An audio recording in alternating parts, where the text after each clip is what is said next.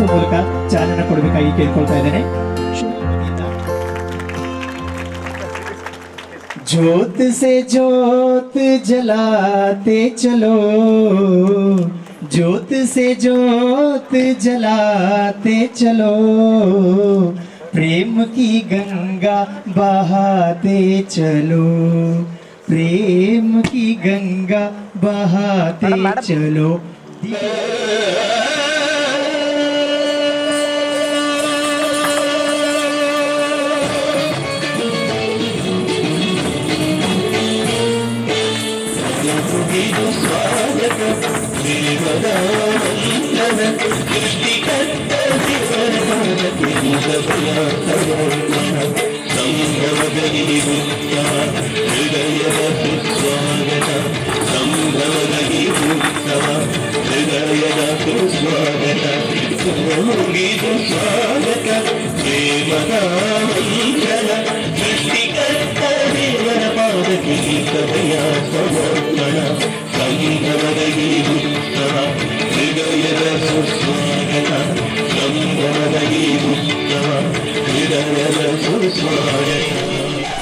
So, why this conclave? Only I feel very bad why my district should be backward. Why our district should be backward? There is a survey in 2022 also. In 2010 also it was the same. In 1995 also it the same. In 2022 we are having 117 most backward districts. We are one among them. Why our district should be backward? In 1995 also Yadgir is a backward taluka. In 2011 when we formed a district, at that time also Yadgir is a backward district. In 2022 is the most backward district and has become an aspirant district, and we are performing well in aspirant district. Ours is a 39th rank and Raichur is 12th and ours is a 39th. That is good. A little bit we are doing power. Only one quest in my heart: who is going to change? Who is going to make it as a forward district? In 2022 SSL result also, out of 31 districts of Karnataka, ours is the last. Who are responsible? I'm not gaming. You people are working very hard. We are lacking the vision and goal. We are not collaborating each other. We need to collaborate each other. See, without society we are zero. I have 100 crores. I live only one man in this world. Am I happy? Tell me, sir. No. We want the society also should be grown. Without society we are a big zero. And who is making the society? You people are making the society. You people are building the society. Now it is 2023. Let us take a pledge, a goal. 2030. 7 years we are having. Now the third class children going to write SSLC exam in 2030. Let us have constant collaboration. In 2030, we will become number one in Karnataka. If you feel, if you cooperate, no other resources are required. No other resources. You are only the best resource. We want to work like a fusion. Now here we are having 1,000 headmasters. They are going and encouraging another 10 teachers each. From 10 teachers, each teacher 100 students. Where we reached? So almost 20-30,000 students we can motivate them. My dear headmasters and my dear colleague friends, we should take pledge today. We only can change the destiny of Yadgiri. If Yadgiri become forward, we are going to enjoy the fruits. And in olden days, whenever Apatkalin, we used to perform some yagnas, isn't it? So today, you all are came here to perform some yagna. We are taking an oath. That oath is in 2030, our Yadgiri should make at least not number one or not, top 10 we can do. By 2047, when our Yadgiri or our India is celebrating 100 years of independence, we will be top of Karnataka. I assure you. Thank you very much, and it is time for madam. So ಈ ಒಂದು ಕಾರ್ಯಕ್ರಮದಲ್ಲಿ ಮುಖ್ಯವಾಗಿ ಸುಮಾರು ಒಂದು 2 ವರ್ಷದಿಂದ ನಾವೆಲ್ಲರೂ ಕೇಳ್ತಾ ಇದ್ದೀವಿ, ಎನ್ ಇ ಪಿ ಬರ್ತಾ ಇದೆ, ಏನೋ ಒಂದು ಹೊಸದು NEP ಬರ್ತಾ ಇದೆ, ಅದರಲ್ಲಿ ಏನೇನೋ ಆಗ್ತಾ ಇದೆ, ಎಲ್ಲ ಚೇಂಜ್ ಆಗಿಬಿಡುತ್ತೆ, ನಾವೆಲ್ಲರೂ ಚೇಂಜ್ ಆಗಬೇಕು, ಏನೋ ಟ್ರೈನಿಂಗ್ ಕೊಡ್ತಾರೆ, ಏನೇನೋ ನಡೆಯುತ್ತಪ್ಪ ಅಂತ ನಾವೆಲ್ಲರೂ ಕೇಳ್ತಾ ಇದ್ದೀವಿ. ಬಟ್ ಏನಿದು NEP ಅಂತ ಬೆಂಗಳೂರಲ್ಲಿ ಸಾಕಷ್ಟು ಚರ್ಚೆ ನಡೀತಿದೆ ಹೊರತು ಬೆಂಗಳೂರಿನ ಹೊರಗಡೆ ಶಾಲೆ ಮಟ್ಟಗಳಲ್ಲಿ ಅಥವಾ ಒಂದು ಜಿಲ್ಲಾ ಮಟ್ಟದಲ್ಲಿ ಜಿಲ್ಲೆಯ ಎಲ್ಲ ಶಿಕ್ಷಕರಿಗೆ, ಜಿಲ್ಲೆಯ ಎಲ್ಲ ಪ್ರಾಂಶುಪಾಲರುಗಳಿಗೆ, ಶಿಕ್ಷಣ ಸಂಸ್ಥೆಯ ಸಂಸ್ಥಾಪಕರಿಗೆ, ಶಿಕ್ಷಣ ಸಂಸ್ಥೆಯಲ್ಲಿ ಕೆಲಸ ಮಾಡ್ತಿರುವಂತಹ ಟೀಚರ್ಸ್ಗಳಿಗೆ, ಅಂಗನವಾಡಿ ಟೀಚರ್ಸ್ಗಳಿಗೆ ಯಾರಿಗೂ ಇದ್ರ ಬಗ್ಗೆ ಏನೂ ಗೊತ್ತಿಲ್ಲ. NEP ಅಂತ ಗೊತ್ತು, ಹೊಸ ಶಿಕ್ಷಣ ನೀತಿ ಬರ್ತಾ ಇದೆ, ಕೆಲವೊಬ್ರು ಅದನ್ನ ಹೊಸ ಶಿಕ್ಷಣ ನೀತಿ ಅಂತ ಹೇಳ್ತಾರೆ, ಕೆಲವೊಬ್ರು ಇದನ್ನ ರಾಷ್ಟ್ರೀಯ ಶಿಕ್ಷಣ ನೀತಿ ಅಂತ ಹೇಳ್ತಾರೆ, ಇನ್ನು ಕೆಲವೊಬ್ರು ಏನೋ ಶಿಕ್ಷಣ ನೀತಿ ಅಂತ ಹೇಳ್ತಾ ಇದ್ದೀವಿ. ಬಟ್ ಇದು ನ್ಯಾಷನಲ್ ಎಜುಕೇಷನ್ ಪಾಲಿಸಿ, ರಾಷ್ಟ್ರೀಯ ಶಿಕ್ಷಣ ಒಂದು ಪಾಲಿಸಿ ಏನಿದೆ, ಇದು 2020ರಲ್ಲಿ ಸ್ಥಾಪನೆ ಆಗಿದೆ. ಇದಕ್ಕಿಂತ ಮುಂಚೆ 1986ರಲ್ಲಿ 1986ರಲ್ಲಿ ಒಂದು ಎಜುಕೇಷನ್ ಪಾಲಿಸಿ ಬಂದಿತ್ತು.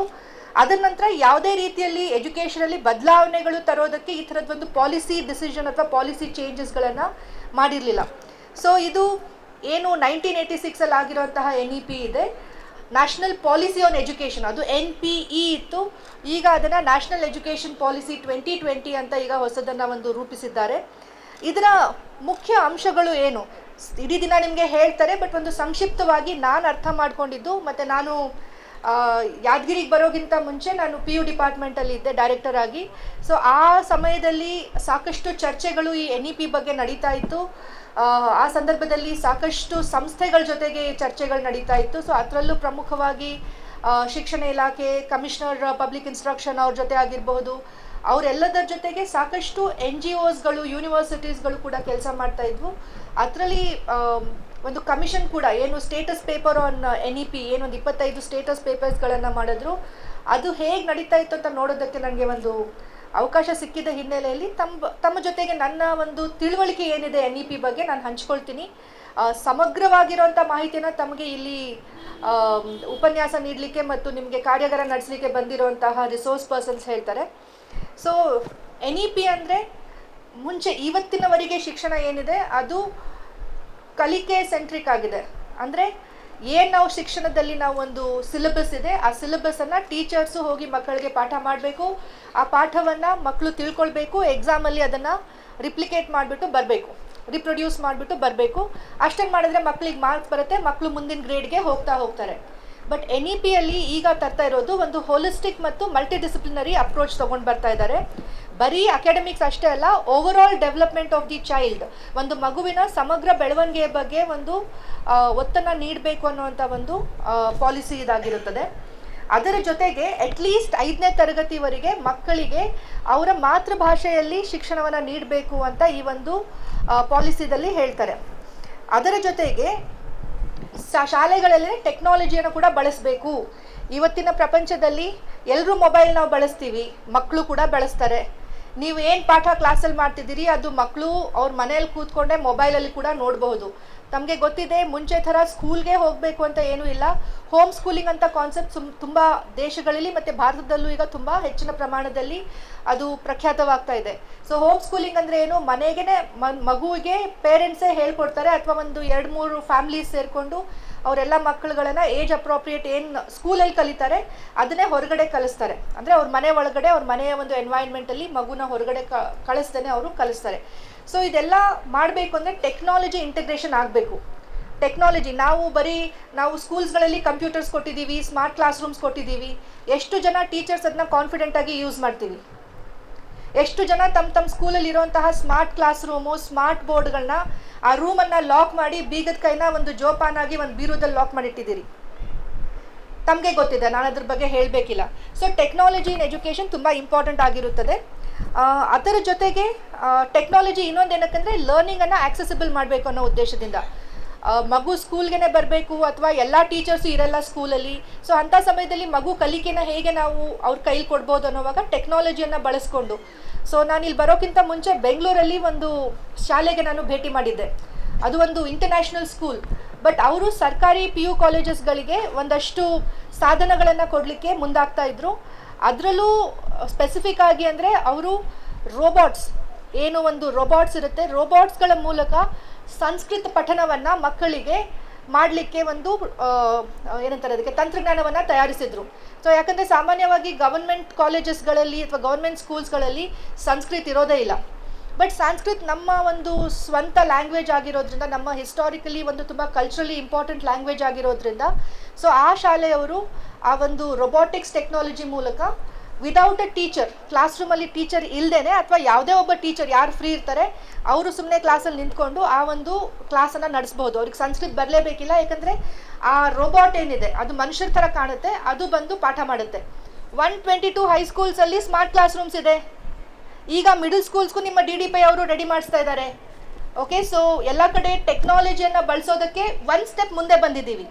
ಸೊ ನೀವು ಕೂಡ ಅದನ್ನ ತಿಳ್ಕೊಳ್ಬೇಕಾಗತ್ತೆ. ನೀವು ಅದ್ರ ಬಗ್ಗೆ ದಯವಿಟ್ಟು ಸ್ಕೂಲಲ್ಲಿರುವಂತಹ ಕಂಪ್ಯೂಟರ್ಸ್ಗಳನ್ನು, ಆ ಸ್ಮಾರ್ಟ್ ಕ್ಲಾಸ್ ರೂಮ್ಸ್ ಏನಿದೆ ದಯವಿಟ್ಟು ಲಾಕ್ ಮಾಡಬೇಡಿ. ಅದರಲ್ಲಿ ಏನಿಲ್ಲ, ಒಂದು ಕಂಪ್ಯೂಟರ್ ಇರುತ್ತೆ, ತಪ್ಪು ಮಾಡಿದ್ರೆ ಒಂದ್ಸರಿ ರೀಸೆಟ್ ಬಟನ್ ಒತ್ತಿದ್ರೆ ನೀವು ಮತ್ತೆ ಅದನ್ನು ಸ್ಟಾರ್ಟ್ ಮಾಡ್ಬೋದು. ದಯವಿಟ್ಟು ಯೂಸ್ ಮಾಡಿ. ಓಕೆ, ನಿಮ್ಮ ಮನೆಯಲ್ಲೂ ಮಕ್ಕಳಿದ್ದಾರೆ, ಮೊಮ್ಮಕ್ಕಳಿದ್ದಾರೆ. ಸೊ ನೀವು ಕಲ್ತ್ಕೊಂಡ್ರೆ ನಿಮಗೂ ಒಳ್ಳೆಯದು. ನಾಳೆ ನಿಮಗೆ ಮೊಬೈಲಲ್ಲಿ ವಾಟ್ಸಪ್ ಯೂಸ್ ಮಾಡೋಕ್ಕೆ ಬರುತ್ತೆ, ಫೇಸ್ಬುಕ್ ಯೂಸ್ ಮಾಡೋಕ್ಕೆ ಬರುತ್ತೆ, ಕಂಪ್ಯೂಟರ್ ಯೂಸ್ ಮಾಡೋಕ್ಕೆ ಬರಲ್ಲ ಅಂದರೆ ಮಕ್ಕಳು ನಗ್ತಾರೆ. ಸೊ ಪ್ಲೀಸ್ ಅದನ್ನು ತಿಳ್ಕೊಳ್ಳಿ. ಅದರ ಜೊತೆಗೆ ಸ್ಪೋರ್ಟ್ಸ್ ಮತ್ತು ಎಕ್ಸ್ಟ್ರಾ ಕರಿಕ್ಯುಲರ್ಸ್ನ ಪ್ರಮೋಟ್ ಮಾಡಲಿಕ್ಕೆ ಆಲ್ಮೋಸ್ಟ್ ಎಲ್ಲ ಸ್ಕೂಲ್ಸ್ಗಳಲ್ಲಿ ಫಿಸಿಕಲ್ ಎಜುಕೇಷನ್ ಟೀಚರ್ಸ್ ಇದ್ದಾರೆ. ಗ್ರಾಮ ಪಂಚಾಯತಿಯಿಂದ ಪ್ರತಿ ವರ್ಷ ನಿಮಗೆ ಒಂದಷ್ಟು ಸಲಕರಣೆಗಳನ್ನು ಕೊಡ್ತಾರೆ ಸ್ಪೋರ್ಟ್ಸಿಗೆ ಸಂಬಂಧಪಟ್ಟಂತೆ. ಹೆಲ್ತ್ ಆ್ಯಂಡ್ ಹೈಜೀನ್ ಪ್ರೋಗ್ರಾಮ್ಸಿಗೆ ಸಂಬಂಧಪಟ್ಟಂತೆ ನೋಡಬೇಕು ಅಂದರೆ ಎವ್ರಿ ವೀಕ್ ಅಲ್ಲಿ weekly iron and folic acid ಸಪ್ಲಿಮೆಂಟ್ಸನ್ನು ನಾವು ಮಕ್ಕಳಿಗೆ ಕೊಡ್ತಾ ಇದ್ದೀವಿ. 6 ತಿಂಗಳಿಗೊಮ್ಮೆ ಅವ್ರಿಗೆ ನಾವು ಇದಕ್ಕೇನು ಡಿವರ್ಮಿಂಗ್ ಟ್ಯಾಬ್ಲೆಟ್ಸ್ ಕೊಡ್ತಾ ಇದ್ದೀವಿ. ಮುಂಚೆ ಒಂದು ಸ್ನೇಹ ಕ್ಲಿನಿಕ್ ಅಂತ ಇರ್ತಾ ಇತ್ತು, ಅದು ಕೂಡ ಈಗ ಬೇರೆ ಹೆಸರಲ್ಲಿ ನಡೀತಾ ಇದೆ. ಅಟ್ಲೀಸ್ಟ್ ತಿಂಗಳಿಗೊಮ್ಮೆ ಒಂದು ಕ್ಲಿನಿಕ್ಸ್ ಈ ಥರ ನಡೀತಾ ಇದೆ. ಸೊ ಅದರ ಜೊತೆಗೆ ಸಾಕಷ್ಟು ಒತ್ತನ್ನು ಸರ್ಕಾರ ಪ್ರೈವೇಟ್ ಇನ್ವೆಸ್ಟ್ಮೆಂಟಿಗೂ ಕೂಡ ಮಾಡಿಕೊಟ್ಟಿದೆ. ಸೊ CSR ಅಡಿಯಲ್ಲಿ ನಮ್ಮ ಸ್ಕೂಲ್ಸ್ ಡೆವಲಪ್ ಆಗ್ತಾ ಇದ್ದಾವೆ. ಇನ್ನು ಪ್ರೈವೇಟ್ ಇನ್ಸ್ಟಿಟ್ಯೂಷನ್ಸ್ ಕೂಡ, ಈಗ ಈ ಶಾಲೆ ಕೂಡ ಡೆವಲಪ್ ಆಗಿದೆ. It is coming from private investment. ಅವರು ಬೆಳೆದು ಅವರು ನಿಮ್ಮನ್ನು ಜೊತೆ ಕರ್ಕೊಂಡು ಹೋಗಲಿಕ್ಕೆ ತಯಾರಾಗ್ತಿದ್ದಾರೆ. ಸೊ ಸಾಕಷ್ಟು ಪ್ರಮಾಣದಲ್ಲಿ ನಮ್ಮ ಸರ್ಕಾರ ಕೆಲಸ ಮಾಡಿದೆ. ಅದರ ಜೊತೆಗೆ ನಾನು ಇನ್ನೂ ಒಂದಷ್ಟು ಪಾಯಿಂಟ್ಸ್ ಹೇಳಬೇಕು. ಕಲ್ಚರಲ್ ಆ್ಯಕ್ಟಿವಿಟೀಸ್ನ ಪ್ರಮೋಟ್ ಮಾಡಲಿಕ್ಕೆ ಅಂತ ಕಲೋತ್ಸವ ಅಂತ ನಮ್ಮ ಇಲಾಖೆ ಮಾಡ್ತಾ ಇದೆ. ಅದರ ಜೊತೆಗೆ RTE ಇತ್ತು, 6 ರಿಂದ 14 ವರ್ಷದ ಮಕ್ಕಳಿಗೆ ಪ್ರೈವೇಟ್ ಸ್ಕೂಲ್ಸ್ಗಳಲ್ಲೂ ಕೂಡ ಎಜುಕೇಷನ್ ಕೊಡಲಿಕ್ಕೆ ಒಂದು ಅವಕಾಶ ಮುಂಚೆ ಇತ್ತು. KPS ಅನ್ನೋಂಥ ಶಾಲೆಯನ್ನು ನಾವು ಶುರು ಮಾಡ್ಕೊಂಡಿದ್ದೀವಿ. ಕರ್ನಾಟಕ ಪಬ್ಲಿಕ್ ಶಾಲೆಗಳು ಅಂದರೆ KGಯಿಂದ +2ವರೆಗೆ ಸೆಕೆಂಡ್ ಇಯರ್ವರೆಗೂ ಕೂಡ ಸ್ಕೂಲ್ಸ್ಗಳು ನಡೀತಾ ಇದೆ. ಸೊ ಒಂದು ಮಗು LKGಗೆ ಒಂದು ಸ್ಕೂಲಲ್ಲಿ ಸೇರ್ತು ಅಂದರೆ 12ನೇ ತರಗತಿವರೆಗೂ ಹೊರಗಡೆ ಹೋಗೋ ಅವಶ್ಯಕತೆ ಇಲ್ಲ. ಸೊ ಸಮಗ್ರವಾಗಿರುವಂತಹ ಒಂದು ಸ್ಕೂಲ್ಸ್ಗಳನ್ನು ನಾವು ಮಾಡಿದ್ದೀವಿ. ನಮ್ಮ ಜಿಲ್ಲೆಯಲ್ಲಿರುವಂತಹ ಪ್ರೈವೇಟ್ ಸ್ಕೂಲ್ಸ್ ಇರಬಹುದು ಅಥವಾ ಏನಂತಾರೆ ICSE ಸ್ಕೂಲ್ಸು, CBSE ಸ್ಕೂಲ್ಸು, ಆ ಸ್ಕೂಲ್ಸ್ಗಳಲ್ಲಿ ಹೇಗೆ ಮಕ್ಕಳ ಕಲಿಕೆಯನ್ನು ಅವ್ರು ಇಂಪ್ರೂವ್ ಮಾಡ್ತಾ ಇದ್ದಾರೆ ಆ ಥರದನ್ನು ತಾವು ದಯವಿಟ್ಟು ತಿಳ್ಕೊಳ್ಬೇಕಾಗತ್ತೆ. ಬೇರೆ ಟೀಚರ್ಸ್ ಜೊತೆ ಇಂಟ್ರ್ಯಾಕ್ಟ್ ಮಾಡಬೇಕಾಗತ್ತೆ. ಏನು ಪ್ರೈವೇಟ್ ಸ್ಕೂಲ್ ಟೀಚರ್ಸ್ ಅವ್ರಿಗೆ ಗೊತ್ತಿಲ್ಲದಿರೋದು ನನಗೇನಿದೆ ಅಂತ ಆ ಮೈಂಡ್ಸೆಟ್ ದಯವಿಟ್ಟು ಬೇಡ. ನಮ್ಗಿಂತ ಚೆನ್ನಾಗಿ ಅವ್ರು ಮಾಡ್ತಾ ಇದ್ದಾರೆ. ಯಾಕಂದರೆ ನಮ್ಮ ಮಕ್ಕಳೆಲ್ಲ ಹೋಗ್ಬಿಟ್ಟು ಪ್ರೈವೇಟ್ ಸ್ಕೂಲಲ್ಲಿ ಹೋಗ್ತಾರೆ. ನೀವೆಲ್ಲ BEd, DEd, graduation, post graduation ಮಾಡ್ಕೊಂಡು ಬಂದರೂ ಕೂಡ ಸಾಕಷ್ಟು ಮಕ್ಕಳು ಪ್ರೈವೇಟ್ ಸ್ಕೂಲ್ಸ್ಗೆ ಹೋಗ್ತಾ ಇದ್ದಾರೆ. ಯಾಕೆ ನಾವು ಊಟ ಕೊಡ್ತಾ ಇದ್ದೀವಿ, ಬಟ್ಟೆ ಕೊಡ್ತಾ ಇದ್ದೀವಿ ಅಂದರೂ ಹೋಗ್ತಿದ್ದಾರಲ್ಲ ಅಲ್ಲಿ. ಆ ಮಕ್ಕಳನ್ನೆಲ್ಲ ನಾವು ಮನವೊಲಿಸ್ಕೊಳ್ಬೇಕು. ಮತ್ತು ಆ ಸ್ಕೂಲ್ಸ್ಗಳಲ್ಲಿ ಏನು ಡಿಫ್ರೆಂಟಾಗಿ ಮಾಡ್ತಿದ್ದಾರೆ ಅನ್ನೋದನ್ನು ನಾವು ತಿಳ್ಕೊಂಡು ಮಕ್ಕಳಿಗೆ ಒಂದು ಒಳ್ಳೆಯ ವಾತಾವರಣವನ್ನು ಕ್ರಿಯೇಟ್ ಮಾಡಬೇಕಾಗಿದೆ. ಇತ್ತೀಚೆಗಷ್ಟೇ ಈ ಶಾಲೆಯಲ್ಲಿ ಆರ್ಯಭಟ್ಟ ಇಂಟರ್ನ್ಯಾಷನಲ್ ಸ್ಕೂಲಲ್ಲಿ ಒಂದು ಸೈನ್ಸ್ ಎಕ್ಸಿಬಿಷನನ್ನು ಮಾಡಿದರು. ಆ ಎಕ್ಸಿಬಿಷನನ್ನು ನೋಡಲಿಕ್ಕೆ ಎಲ್ಲ ಗವರ್ಮೆಂಟ್ ಸ್ಕೂಲ್ಸ್ಗಳು ಕೂಡ ಆಹ್ವಾನಿಸಿದ್ರು. ಎಷ್ಟು ಜನ ಬಂದಿದ್ರಿ ಅದರಲ್ಲಿ? ಒಬ್ಬರು ಕೈ ಎತ್ತಾ ಇಲ್ಲ.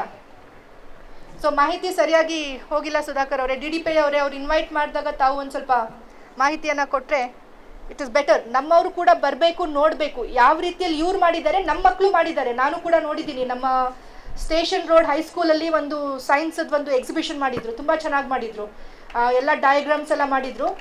ಸೊ ಇನ್ಫಾರ್ಮೇಷನ್ ಎಕ್ಸ್ಚೇಂಜ್ ಆಗಬೇಕು. ನಮ್ಮ ಸರ್ಕಾರಿ ಶಾಲೆಗಳು ಪ್ರೈವೇಟ್ ಸ್ಕೂಲ್ಗಳಿಗಿಂತ ಕಡಿಮೆ ಇಲ್ಲ ಅಂತ ಜನರಿಗೆ ಗೊತ್ತಾಗಬೇಕು.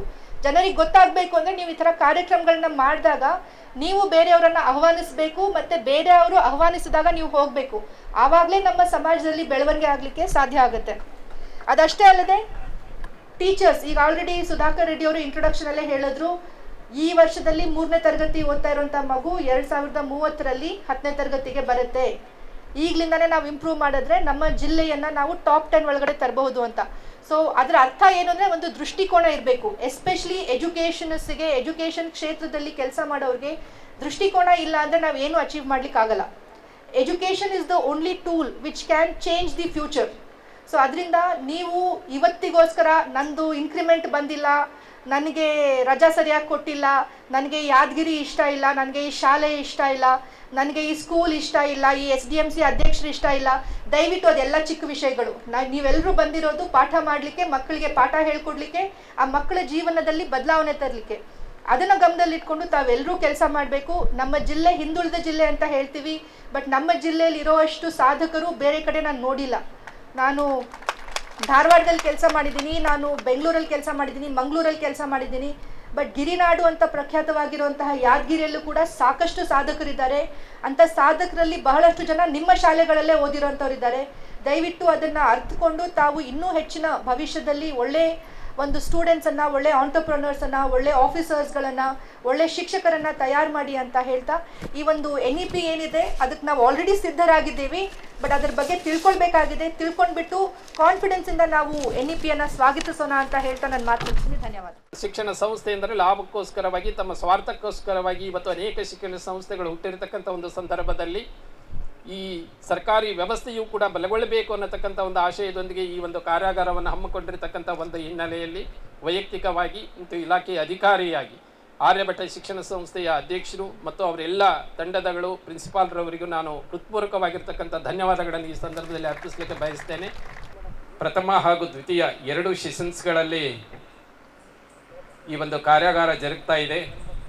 ವಿಶೇಷವಾಗಿ ಇದರ ಸಂಪನ್ಮೂಲ ವ್ಯಕ್ತಿಗಳಾಗಿರ್ತಕ್ಕಂಥ ಶ್ರೀ ನರೇಂದ್ರ ಬಡಸೇಸಿ ಸರ್ ಅವರು, ಜೊತೆಗೆ ಇನ್ನು ಧಾರವಾಡದಿಂದ ಆಗಮಿಸಿರ್ತಕ್ಕಂತಹ ಶಿವಪ್ರಸಾದ್ ಸರ್ ಅವರು, ಹಾಗೂ ವೇದಿಕೆ ಮೇಲಿರತಕ್ಕಂಥ ಎಲ್ಲ ನನ್ನ ವೃತ್ತಿ ಬಾಂಧವರು, ಈ ಕಾಲೇಜಿನ ಪ್ರಿನ್ಸಿಪಾಲ್ರು, ಜೊತೆಗೆ ಇಡೀ ಜಿಲ್ಲೆಯ ಎಲ್ಲ ಶಾಲಾ ಕಾಲೇಜುಗಳಿಂದ ಬಂದಿರತಕ್ಕಂಥ ಎಲ್ಲ ಮುಖ್ಯಸ್ಥರು.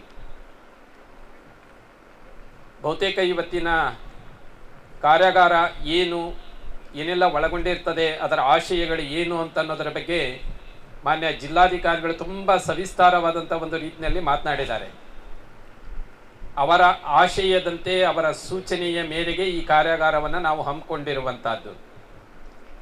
ಸಾಮಾನ್ಯವಾಗಿ ಇವತ್ತು ಕೆಳ ಹಂತದಲ್ಲಿ ಎಲ್ಲರೂ ಮಾತನಾಡ್ತಕ್ಕಂಥ ಒಂದು ಸಂಗತಿ ಅಂತಂದರೆ ರಾಷ್ಟ್ರೀಯ ಶಿಕ್ಷಣ ನೀತಿ 2020 ಅನ್ನತಕ್ಕಂಥದ್ದನ್ನು ನಾವು ಯಾವಾಗಲೂ ಬಳಸ್ತಾ ಇದ್ದೀವಿ.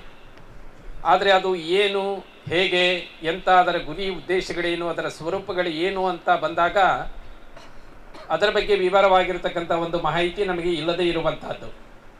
ಈಗಾಗಲೇ ನಮ್ಮ ಒಂದು ಡಿಪಾರ್ಟ್ಮೆಂಟ್ ಹಂತದಲ್ಲಿ, ಇಲಾಖಾ ಹಂತದಲ್ಲಿ ಒಂದಷ್ಟು ಕಾರ್ಯಾಗಾರಗಳು ಕೂಡ ನಡೆದಿವೆ. NEP ಬಗ್ಗೆದೊಳಗೆ ಈಗಾಗಲೇ ಮುಖ್ಯಸ್ಥರಿಗೆ ಮತ್ತು ಶಿಕ್ಷಕರಿಗೆ ತರಬೇತಿಯನ್ನು ಕೊಟ್ಟಿದ್ದೀವಿ. ಅದಾಗಿಯೂ ಕೂಡ ಇನ್ನೂ ಕೊರತೆಯನ್ನು ಗಮನಿಸಿರ್ತಕ್ಕಂಥ ಮಾನ್ಯ ಜಿಲ್ಲಾಧಿಕಾರಿಗಳು ಆರ್ಯಭಟ್ಟ ಶಿಕ್ಷಣ ಸಂಸ್ಥೆಯವರ ಜೊತೆಗೆ ಚರ್ಚೆಯನ್ನು ಮಾಡಿ ಸಾರ್ವಜನಿಕ ಶಿಕ್ಷಣ ಇಲಾಖೆಯ ಸಹಕಾರದೊಂದಿಗೆ ಎಲ್ಲ ಮುಖ್ಯಸ್ಥರಿಗೆ, ಎಲ್ಲ ಸಂಸ್ಥೆಗಳ ಮುಖ್ಯಸ್ಥರಿಗೆ ಒಂದು ಕಾರ್ಯಾಗಾರವನ್ನು ಮಾಡಿದರೆ ಇದರ ಪ್ರಯೋಜನ ಆಗ್ತಿದೆ ಅನ್ನತಕ್ಕಂಥ ಹಿನ್ನೆಲೆಯಲ್ಲಿ ಇದನ್ನು ನಾವು ಹಮ್ಮಿಕೊಂಡಿರುವಂಥದ್ದು. ಸಹಜವಾಗಿ ನಾವು ಈ ವರ್ಷ ಚುನಾವಣಾ ವರ್ಷ ಇರುವುದರಿಂದ ಮಾನ್ಯ ಜಿಲ್ಲಾಧಿಕಾರಿಗಳು ತುಂಬ ಬ್ಯುಸಿ ಒಂದು ಶೆಡ್ಯೂಲಲ್ಲಿ ಅವರು ಇದ್ದಾರೆ. ಅದಕ್ಕೋಸ್ಕರ ನಾವು ಇವತ್ತು 9 ಗಂಟೆಗೆ ಎಲ್ಲರೂ ಹಾಜರಿರಬೇಕು ಅನ್ನತಕ್ಕಂಥ ಒಂದು ಆದೇಶವನ್ನು ನಮ್ಮ ಕಾರ್ಯಾಲಯದಿಂದ ನಾವು ಹೊರಡಿಸಿದ್ದೀವಿ. ಶಾರ್ಪ್ 10 ಗಂಟೆಗೆ ಅವರು ಇನಾಗ್ರೇಷನ್ ಸ್ಪೀಚನ್ನು ಮಾಡಿ ನಾನು ಹೋಗ್ತೀನಿ ಒಂದು 10 ಮಿನಿಟ್ಸಲ್ಲಿ ಅಂತ ಮೊದಲು ನಮಗೆ ಒಂದು ಸೂಚನೆಯನ್ನು ಕೊಟ್ಟಿದ್ದರು. ಅದಾಗಲಿ ಕೂಡ ಜಿಲ್ಲೆಯ ಬೇರೆ ಬೇರೆ ಒಂದು ಸ್ಥಳಗಳಿಂದ ಸ್ವಲ್ಪ ನಿಧಾನವಾಗಿ ಬರ್ತಿರೋದನ್ನು ಗಮನಿಸಿ ಮತ್ತೆ ನಾವು ಜಿಲ್ಲಾಧಿಕಾರಿಗಳ ಸಂಪರ್ಕವನ್ನು ಮಾಡಿ ಇನ್ನೊಂದು ಚೂರು ಲೇಟ್ ಆದರೆ ಅನುಕೂಲ ಆಗ್ತಿದೆ ಅನ್ನತಕ್ಕಂಥ ಒಂದು ರಿಕ್ವೆಸ್ಟನ್ನು ನಮ್ಮ ಸುಧಾಕರ್ ರೆಡ್ಡಿ ಅವರು ಮಾಡಿಕೊಂಡಾಗ ಮಾನ್ಯ ಜಿಲ್ಲಾಧಿಕಾರಿಗಳು ಶಾರ್ಪಾಗಿ 10:15ಗೆ ಅವರು ಇಲ್ಲಿ ಕಾರ್ಯಾಲಯಕ್ಕೆ ಬಂದು ಆಗಮಿಸಿದರು. ಈ ಒಂದು ಕಾರ್ಯಾಗಾರವನ್ನು ನಾವು ಪ್ರಾರಂಭ ಮಾಡಿದ್ದೀವಿ. ಅದಾಗಿಯೂ ಕೂಡ ಮಾನ್ಯ ಜಿಲ್ಲಾಧಿಕಾರಿಗಳು ಹೇಳಿದರು, ಏನೋ ರಾಷ್ಟ್ರೀಯ ಶಿಕ್ಷಣ ನೀತಿ ಬಂದುಬಿಡಿತು, ಎಲ್ಲವೂ ಬದಲಾವಣೆ ಆಗ್ತದೆ, ಎಲ್ಲವೂ ಸರಿ ಹೋಗಿಬಿಡ್ತದೆ ಅನ್ನತಕ್ಕಂಥ ಒಂದು ಮನೋಭಾವನೆಯಲ್ಲಿ ನಾವು ಇದ್ದೀವಿ ಅನ್ನತಕ್ಕಂಥ ಒಂದು ಮಾತನ್ನು ಪ್ರಸ್ತಾಪ ಮಾಡುತ್ತಾ, ಅದು ತನ್ನಿಂದ ತಾನೇ ಯಾವುದೇ ಬದಲಾವಣೆಗಳನ್ನು ಮಾಡೋದಿಲ್ಲ, ಅದನ್ನು ನಾವು ಅನುಷ್ಠಾನ ಮಾಡಿದಾಗ ಮಾತ್ರ ಅದರಲ್ಲಿ ಏನಾದರೂ ಬದಲಾವಣೆ ಮಾಡಲಿಕ್ಕೆ ಸಾಧ್ಯ ಅನ್ನತಕ್ಕಂಥದ್ದನ್ನು ನಿಜಕ್ಕೂ ಹಂಗೆ ಅನ್ನಿಸ್ತದೆ. ನಾವು ಈಗ ಮಾನ್ಯ ಜಿಲ್ಲಾಧಿಕಾರಿಗಳು ಇಲ್ಲಿ ಮಾತನಾಡಬೇಕಾಗಿರ್ತಕ್ಕಂಥ ಸಂದರ್ಭದಲ್ಲಿ ನಮ್ಮ ಕೆಲವು ಮುಖ್ಯಸ್ಥರು ಆರಾಮಾಗಿ ಕೊಟ್ಟಿರ್ತಕ್ಕಂಥ ಕಿಟ್ಟನ್ನು ಹಿಡ್ಕೊಂಡು ಮೊಬೈಲ್ ಕಿವಿನಲ್ಲಿ ಹಿಡ್ಕೊಂಡು ಅಲ್ಲಿ ಟೀ ಕುಡ್ಕೊಂತ ಹಿಂಗೆ ಆರಾಮಾಗಿ ಕೈ ಬೀಸ್ಕೊಂಡು ಅಡ್ಡಾಡ್ತಾ ಇದ್ರು. ಈಗ ತಾನೇ ನಾನು ಗಮನಿಸಿದೆ. ಅಂದರೆ ಅವರ ವಿಷಯದ ಒಂದು ತಾತ್ಪರ್ಯವನ್ನು ನಾವು ಅರ್ಥ ಮಾಡ್ಕೊಳ್ಬೇಕಾಗ್ತದೆ. ಪ್ರತಿ ಮಂಗಳವಾರ ಅವರು ಒಂದು ತಾಲೂಕಿಗೆ ಹೋದಾಗ ಕಡ್ಡಾಯವಾಗಿ ಒಂದು ಶಾಲೆಗೆ ಅವರು ಸಂದರ್ಶನ ಮಾಡ್ತಾ ಇದ್ದಾರೆ. ಈಗಾಗಲೇ ಸುಮಾರು ಶಾಲೆಗಳಿಗೆ ಅವರು ಬಂದ ನಂತರ ಸುಮಾರು ಶಾಲೆಗಳಿಗೆ ಸಂದರ್ಶನವನ್ನು ಮಾಡಿದ್ದಾರೆ. ಅಲ್ಲೆಲ್ಲವನ್ನು ಗಮನಿಸಿ ಇವತ್ತು ಅವರು ಮಾತನಾಡಿರುವಂಥದ್ದು. 122 ಶಾಲೆಗಳಿಗೆ ಸ್ಮಾರ್ಟ್ ಕ್ಲಾಸನ್ನು ಕೊಟ್ಟಿದ್ದೀವಿ ಅಂತ ಅನ್ನೋದಕ್ಕೂ ಕೂಡ ಕೊಟ್ಟಿದ್ದಾರೆ ಅಂತ ಹೇಳುವಷ್ಟರ ಮಟ್ಟಿಗೂ ಕೂಡ ನಾವು ತಯಾರಿಲ್ಲ ಇವತ್ತು. ಅಷ್ಟರ ಮಟ್ಟಿಗೆ ನಮಗೆ ಒಂಥರ ಸಿನಿಕತನ ಅಂತ ಹೇಳ್ತೀವಲ್ಲ, ಸಿನಿಕತನ ಬಂದುಬಿಟ್ಟಿದೆ. ಏನೋ ಮಾತಾಡ್ತಾರೆ, ಹೋಗ್ತಾರೆ, ಏನೋ ಕಾರ್ಯಾಗಾರವನ್ನು ಮಾಡ್ತಾರೆ. ಇದೆಲ್ಲವೂ ದಿನನಿತ್ಯ ನಮ್ಮ ಇಲಾಖೆಯಲ್ಲಿ ನಡೀತದೆ ಅನ್ನತಕ್ಕಂಥ ಒಂದು ಮನಸ್ಥಿತಿಯಲ್ಲಿ ನಾವು ಇದ್ದುಬಿಟ್ಟಿದ್ದೀವಿ. ಹಾಗಾಗಿನೇ ಇವತ್ತು ಈ ಒಂದು ಸ್ಥಿತಿನಲ್ಲಿ ನಾವು ಇರುವಂಥದ್ದು. ಅವರು ಹೇಳಿದರು ಅನೇಕ ಸಮಸ್ಯೆಗಳು ಎಲ್ಲ ಫೀಲ್ಡಲ್ಲೂ ಕೂಡ ಇದೆ, ಎಲ್ಲ ಜಿಲ್ಲೆಗಳಲ್ಲೂ ಕೂಡ ಇದೆ. ಅವುಗಳು ಅದು ಒಂದು ತಾತ್ಕಾಲಿಕವಾಗಿರುವಂಥದ್ದು ಮತ್ತು ತೀರಾ ಚಿಕ್ಕದಾಗಿರ್ತಕ್ಕಂಥ ಸಮಸ್ಯೆಗಳು ಅನ್ನತಕ್ಕಂಥದ್ದನ್ನು ಇರುವಂಥ ಒಂದು ವ್ಯವಸ್ಥೆಯನ್ನು ಸರಿಯಾದ ರೀತಿಯಲ್ಲಿ ನಾವು ಬಳಸ್ಕೊಂಡು ನಾವು ಕೆಲಸವನ್ನು ಮಾಡಿದ್ದೇ ಆದರೆ ಖಂಡಿತವಾಗಲೂ ಕೂಡ ಬದಲಾವಣೆಯನ್ನು ಗಮನಿಸಬಹುದು ಅನ್ನತಕ್ಕಂಥದ್ದನ್ನು. ಆ ಹಿನ್ನೆಲೆಯಲ್ಲಿ ಇವತ್ತು ಈ ಒಂದು ರಾಷ್ಟ್ರೀಯ ಶಿಕ್ಷಣ ನೀತಿ ಬಹುತೇಕವಾಗಿ ಮಾನ್ಯ ಜಿಲ್ಲಾಧಿಕಾರಿಗಳು ಹೇಳಿದಂತೆ ಇಡೀ ರಾಷ್ಟ್ರದಲ್ಲಿ ಕರ್ನಾಟಕ ಮುಂಚೂಣಿಯಲ್ಲಿ ಅನುಷ್ಠಾನ ಮಾಡುವಲ್ಲಿ ಮುಂಚೂಣಿಯಲ್ಲಿ ಇರತಕ್ಕಂಥ ಒಂದು ರಾಜ್ಯ.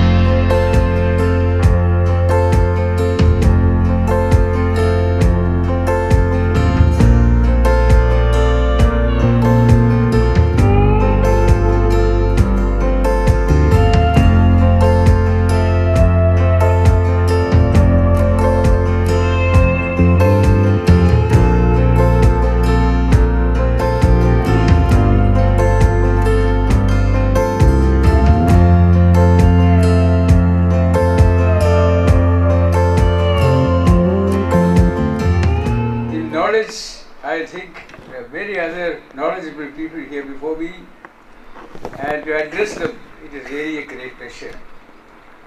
I would have addressed them for half an hour, but we are already behind time. We can't turn the clock back. Had it been possible, I would have been here for half an hour. I will speak very shortly, certain things I want to put before you, and come out as early as possible. Now, a question: why this conclave, Headmasters Conclave? Answer is, headmasters or headmistresses or the heads of schools are the most distinguished people of this area. The headmasters, headmistresses of primary, higher secondary and secondary schools, they assume much more importance than we think of.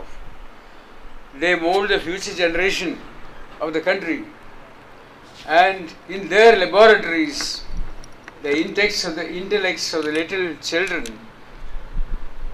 are chiseled and sharpened. These are the words of Maulana Abdul Kalam Azad, our first education minister of Free India. He had said this. I am very happy to repeat those words. where the intellect is molded, chiseled, and sharpened. This is done by the heads of schools. Hence, the stress on the conclave of heads of primary, higher secondary, and secondary and higher primary schools. Friends, 21st century is likely to usher several technological advances, some of them of such magnitude and dimension that we are unable to contemplate on it properly. We are oblivious of the changes in store for our children. There's great unpredictability.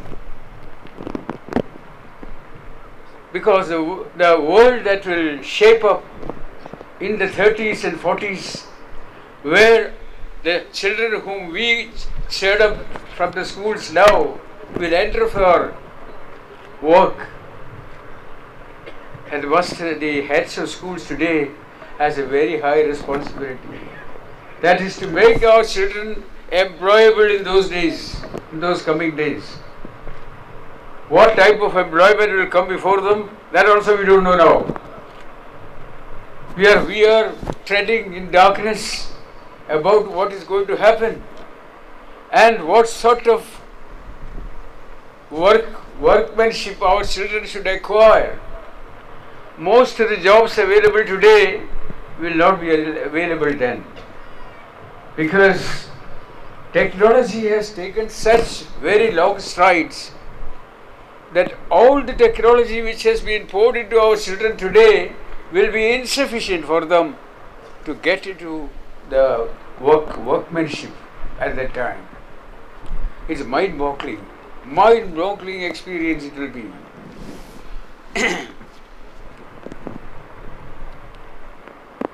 The British gave us the English language as I must say it was something given to us by them as a legacy.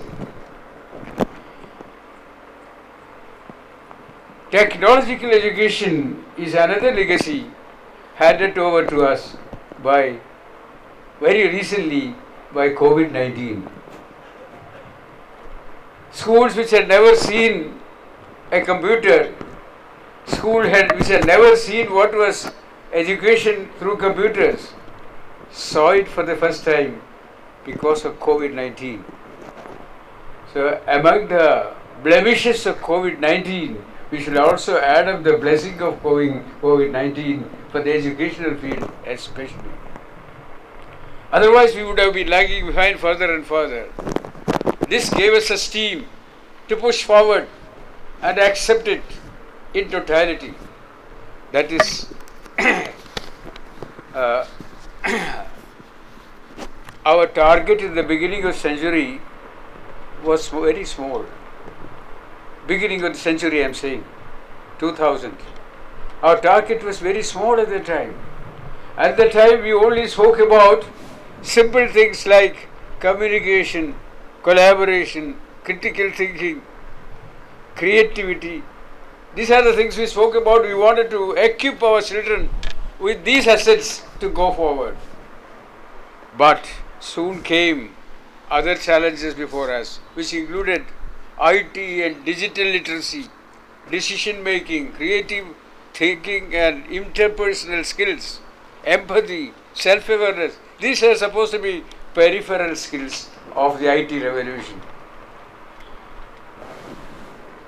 Hardly we had caught up with some of these things, the computer jargon brought into play new challenges to us, whether it's new ICTs, artificial intelligence, data science, robotics, machine learning. Well, these will rule the roast when our children pass out from the universities and enter the field of work. How unimaginable will be that scenario, we cannot say today. The knowledge paradigm earlier was very different. Earlier, the knowledge paradigm was children who knew nothing and teachers who knew everything.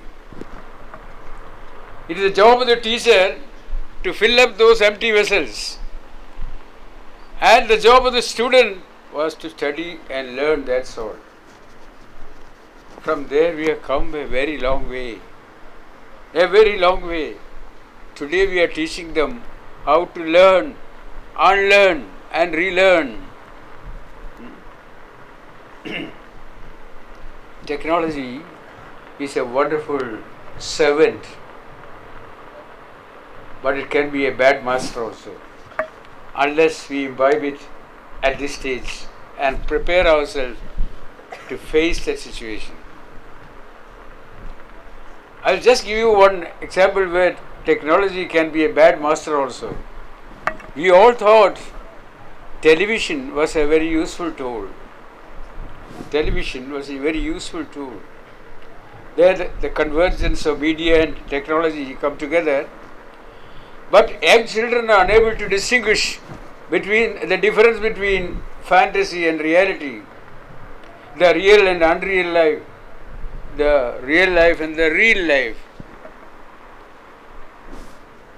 Children found no difference between television violence and real violence, life in life. They accepted the violent behavior as a normal pattern. This is fraught with very serious consequences. What with a society which is already immune to lynching and burning, and also showing mass disobedience in the form of ideological protest. We need a moral transformation today. For that revolution which is to come, well, how far we are equipped with the computer requirements. NEP 2022 and its implementation by the government, it has been a very, very useful phenomenon, no doubt. But to take it up fully, we need further education in technology. The heads of schools have a great responsibility, I told you. They have to be abreast with this improving technology so that they could lead the fight from the front. Headmasters have to lead from the front, for they themselves are to be equipped with all this knowledge. Is it possible? That's a question. I told you why this conclave. This conclave is only intended to induce the heads of schools to come abreast with this latest knowledge and translate it to the students whom we teach, so that they will be fit, equipped with necessary knowledge when they are offered a job in the 30s or 40s. Our view is now much ahead. As we move forward, we find the receding horizon. That receding horizon demands much more. Let us become fit enough to follow by precept and example what is required at that time. I wanted to speak much more on this subject. Especially I wanted to speak a little more on artificial intelligence, machine learning, robotics. These are things which are going to guide us after 15 or 20 years. It's very necessary. We should have such conclaves more and more, so that we could come abreast with the day's requirements. Thank you, ladies and gentlemen. ತಮ್ಮಲ್ಲಿ ನಮ್ಮ ಪ್ರಾರ್ಥನೆ ಇಷ್ಟೇ, ನಾವು ಬದಲಾವಣೆ ಆಗಬೇಕು. ಮಾನ್ಯ D C ಸಾಹೇಬರು ಹೇಳಿದಂತೆ ಮೊದಲನೇದಾಗಿ our attitude should be change, then only will come forward. That ಇದು ನಾವು ಪ್ರತಿಯೊಬ್ಬರು ಕೂಡ ಇವತ್ತು ಫಾಲೋ ಅಪ್ ಮಾಡಬೇಕಾಗಿದೆ. ಈ ಒಂದು ರಾಷ್ಟ್ರೀಯ ಶಿಕ್ಷಣ ನೀತಿಯಲ್ಲಿ ನಾವು ಕಂಡುಕೊಂಡಂತೆ 3 ಅಂಶಗಳು ಭಾಳಷ್ಟು ನಮ್ಗೆ ಒತ್ತು ನೀಡ್ತಾರೆ. ಮೊದಲನೇದಾಗಿ FLN ಅಂತ ಬರ್ತಾ ಇದೆ, ಫೌಂಡೇಶನ್ ಲಿಟ್ರಸಿ ಆ್ಯಂಡ್ ನ್ಯೂಮರಸಿ ಅಂತ ಹೇಳಿ. ಇಲ್ಲಿ ಮಗು ಹುಟ್ಟಿದಂದಿನಿಂದ ಹಿಡಿದು 8ನೇ ವಯಸ್ಸಿನವರೆಗೆ ನಾವು ಇಲ್ಲಿವರೆಗೂ ಒತ್ತು ಭಾಳಷ್ಟು ಕೊಡ್ತಾ ಇಲ್ಲ. ಯಾಕಂದ್ರೆ ಮಗುವಿನ ಮೆದುಳು ಬೆಳವಣಿಗೆ, ಮೆದುಳು ಸಂಪೂರ್ಣವಾಗಿ ಸುಮಾರು 85% ಬೆಳವಣಿಗೆ ಆಗ್ತಕ್ಕಂಥ ಹಂತ ಅದೇ. ಅಲ್ಲಿ ಮಗುವಿಗೆ ನಾವು ಹೇಗೆ ಕಾಣಬೇಕು ಅಂತೇಳಿ ಸಂಸ್ಕೃತ ಒಂದು ಗ್ರಂಥದಲ್ಲಿ ಹೇಳುತ್ತೆ, ಮಗುವನ್ನು ನಾವು ರಾಜನಂತೆ ಕಾಣಬೇಕು. ಒಳ್ಳೆ ಮಗುವಿನ ಅತ್ಯಂತ ಪ್ರೀತಿಯಿಂದ ಕಾಣಬೇಕು. ಒಳ್ಳೆ ಹೈಜೆನಿಕ್ ಆಗಿಂತ ಫುಡ್, ಊಟ, ಆಹಾರವನ್ನು ಕೊಡಬೇಕು. ಮತ್ತು ಮಗುವನ್ನು ಗೌರವದಿಂದ, ಹೇಗೆ ರಾಜಗೆ ಎಷ್ಟು ಗೌರವ ಇರುತ್ತೋ ಅಷ್ಟೇ ಗೌರವದಿಂದ ಮಗುವನ್ನು ಕಾಣಬೇಕಂತಕ್ಕಂಥ ಉದ್ದೇಶ ಈ FNNನಲ್ಲಿ ಬರ್ತಾ ಇದೆ, ಅರ್ಲಿ ಎಜುಕೇಷನಲ್ಲಿ ಬರ್ತಾ ಇದೆ. ಮುಂದೆ ಹೋದಂತೆ ಸ್ಕೂಲ್ ಕಾಂಪ್ಲೆಕ್ಸ್ ಅಂತಕ್ಕಂಥ ಕಾಂಪ್ಲೆಕ್ಸ್ ಒಂದು ಕಾನ್ಸೆಪ್ಟ್ ತುಂಬ ಚೆನ್ನಾಗಿದೆ. ಅದರ ಬಗ್ಗೆ ವಿವರವಾಗಿ ಮಾನ್ಯ ತಜ್ಞರು ತಮ್ಮ ಮುಂದೆ ಹೇಳ್ತಾರೆ. ಇಲ್ಲಿ ನಮಗೆ ಯಾದಗಿರಿಯಲ್ಲಿ ಮುಖ್ಯವಾಗಿ ನಮಗೆ ಬೇಕಾಗಿದ್ದು ಸಣ್ಣ ಬದಲಾವಣೆ ಆಗಬೇಕಾಗಿದೆ. ಮಾನ್ಯ ಈ ಸಂಸ್ಥೆಯ ಅಧ್ಯಕ್ಷರಲ್ಲಿ ನಾವು ಹಿಂದೆ 2017-18ರಲ್ಲಿ ಮನವಿ ಮಾಡಿಕೊಂಡಾಗ ಎಲ್ಲ ಹೆಡ್ ಮಾಸ್ಟ್ರಿಗೆ ನಿಮ್ಮ ಶಾಲೆಗೆ ಬರೋಕ್ಕೆ ಅವಕಾಶ ಕೊಡಿದಾಗ ತುಂಬ ಸಂತೋಷದಿಂದ ನಮ್ಮನ್ನು ಸ್ವಾಗತ ಮಾಡಿದ್ರು. ಇವತ್ತು ನೋಡಿದ್ರೆ 1200 ಜನರಿಗೆ ಈ ಒಂದು ಅವಕಾಶ. ಉದ್ದೇಶ ಇಷ್ಟೇ, ಯಾದಗಿರಿ ಜಿಲ್ಲೆಯ ಶೈಕ್ಷಣಿಕವಾಗಿ ಮುಂದೆ ಬರಬೇಕು. ಇವತ್ತು ತಮ್ಗೆ ಗೊತ್ತಿದೆ ನಮ್ಮ ಸ್ಥಾನ SSLCಯಲ್ಲಿ ಎಲ್ಲಿದೆ, PUCಯಲ್ಲಿ ಎಲ್ಲಿದೆ, ಯಾಕೆ ಹೀಗಿದ್ದೀವಿ, ನಮ್ಮನ್ನೇ ನಾವು ಪ್ರಶ್ನೆ ಮಾಡ್ಕೋಬೇಕು. ನಾವು ನೋಡದಂತೆ ನಮ್ಗೆ ಕಂಡು ಬರ್ತಾ ಇದೆ, ಪ್ರಾಥಮಿಕ ಶಿಕ್ಷಣದಲ್ಲಿ FLN ಅಂತ ಹೇಳ್ತೀವಲ್ಲ, ಮಕ್ಕಳಿಗೆ ಸರಿಯಾಗಿ ಭಾಷೆ ಮತ್ತು ಗಣಿತದಲ್ಲಿ ತುಂಬ ಕೊರತೆ. ಇದು ಕಾರಣ ಏನು? ನಾವು ಚಿಂತನೆ ಮಾಡಿ ನೋಡಿದಾಗ ಭಾಳಷ್ಟು ಶಾಲೆಗಳಿಗೆ ಸಂದರ್ಶನ ಕೊಟ್ಟಾಗ ನಮ್ಗೆ ಗೊತ್ತಾಗ್ತಾ ಇದೆ. ನಾನು 1 ತಿಂಗಳಾಯ್ತು ಬಂದು ಸುಮಾರು 10 ಶಾಲೆಗಳನ್ನು ವಿಸಿಟ್ ಮಾಡಿದೆ. ಫಸ್ಟ್ ನಾನು ವಿಸಿಟ್ ಮಾಡಿದ್ದು ಶಹಾಪುರ ಆದರ್ಶ ವಿದ್ಯಾಲಯ ಮಾಡಿದಾಗ ಅಲ್ಲಿ ಎಲ್ಲಕ್ಕೂ ಕೂಡ ತುಂಬ ಅವಕಾಶ ಇತ್ತು. ಮಕ್ಕಳಿಗೆ ಕಲಿಯಕ್ಕೆ ಏನು ಬೇಕು ಎಲ್ಲ ಅವಕಾಶ ಇದ್ದುದರಿಂದ ಇವತ್ತು ರಾಷ್ಟ್ರ ಮಟ್ಟದಲ್ಲೇ ಆ ಶಾಲೆ ಗುರುತಿಸ್ತಕ್ಕಂಥ ನಮ್ಮ ಯಾದಗಿರಿ ಜಿಲ್ಲೆದಾಗಿದೆ. ಇನ್ನು ಅದರಂತೆ ಇನ್ನೂ 2 ಆದರ್ಶ ಶಾಲೆಗಳು, ಇವುಗಳನ್ನು ಹೇಗಿದಾವೆ ನೋಡಬೇಕು ಅಂತೇಳಿ ನಾನು ಇಲ್ಲೇ ನಮ್ಮ ಯಾದಗಿರಿ ಜಿಲ್ಲೆಯಲ್ಲಿರ್ತಕ್ಕಂಥ ಆದರ್ಶ ಶಾಲೆಗೆ ಹೋದರೆ ಆ ಶಾಲೆಗೂ ಈ ಶಾಲೆಗೂ ಸಂಪೂರ್ಣ ವಿರುದ್ಧ. ಅದಕ್ಕೆ ತಮ್ಮಲ್ಲಿ ಪ್ರಾರ್ಥನೆ. ಅಲ್ಲಿಯೂ ಕೂಡ ನಮ್ಮ ಸರ್ಕಾರಿ ಶಾಲೆ ಶಿಕ್ಷಕರಿದ್ದಾರೆ, ಇಲ್ಲಿಯೂ ಕೂಡ ನಮ್ಮ ಸರ್ಕಾರಿ ಶಿಕ್ಷಕರಿದ್ದಾರೆ.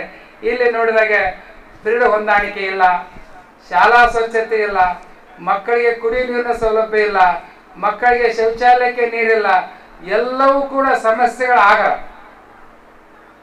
ಇದು ದಯವಿಟ್ಟು ನಾವು ಅಲ್ಲಿಯೂ ಕೂಡ ಸರ್ಕಾರಿ ಶಾಲೆ, ಇದನ್ನೂ ಸರ್ಕಾರಿ ಶಾಲೆ, ಯಾಕೆ ಅದು ಹೀಗೆ ಅಂತಕ್ಕಂಥ ಚಿಂತನೆ ನಾವು ಮಾಡಿ ನೋಡಿದಾಗ ನಮ್ಮ ಶಿಕ್ಷಕರಲ್ಲಿ ಆಟಿಟ್ಯೂಡ್ನಲ್ಲಿ ಬದಲಾವಣೆ ಆಗಿಲ್ಲ ಅನ್ನೋದು ನಮ್ಗೆ ಕಂಡು ಬರ್ತಾ ಇದೆ. ಅದಕ್ಕೆ ದಯವಿಟ್ಟು ತಮ್ಮಲ್ಲಿ ನಮ್ಮ ಪ್ರಾರ್ಥನೆ ಇಷ್ಟೇ. ಮೊದಲನೇದಾಗಿ ನಾವು ಕಂಡುಕೊಂಡಾಗ ಮಾನ್ಯ ನಮ್ಮ DDP ಅವರು ಹೇಳಿದರು, ವೇಳೆಗೆ ಮಹತ್ವ. ನಮ್ಮ ಜಿಲ್ಲೆಯಲ್ಲಿ ನೋಡಿದ್ರೆ ವೇಳೆಗೆ ಇನ್ನೂ ಮಹತ್ವ ನಾವು ಕೊಡ್ತಾ ಇದ್ದೀವಿ.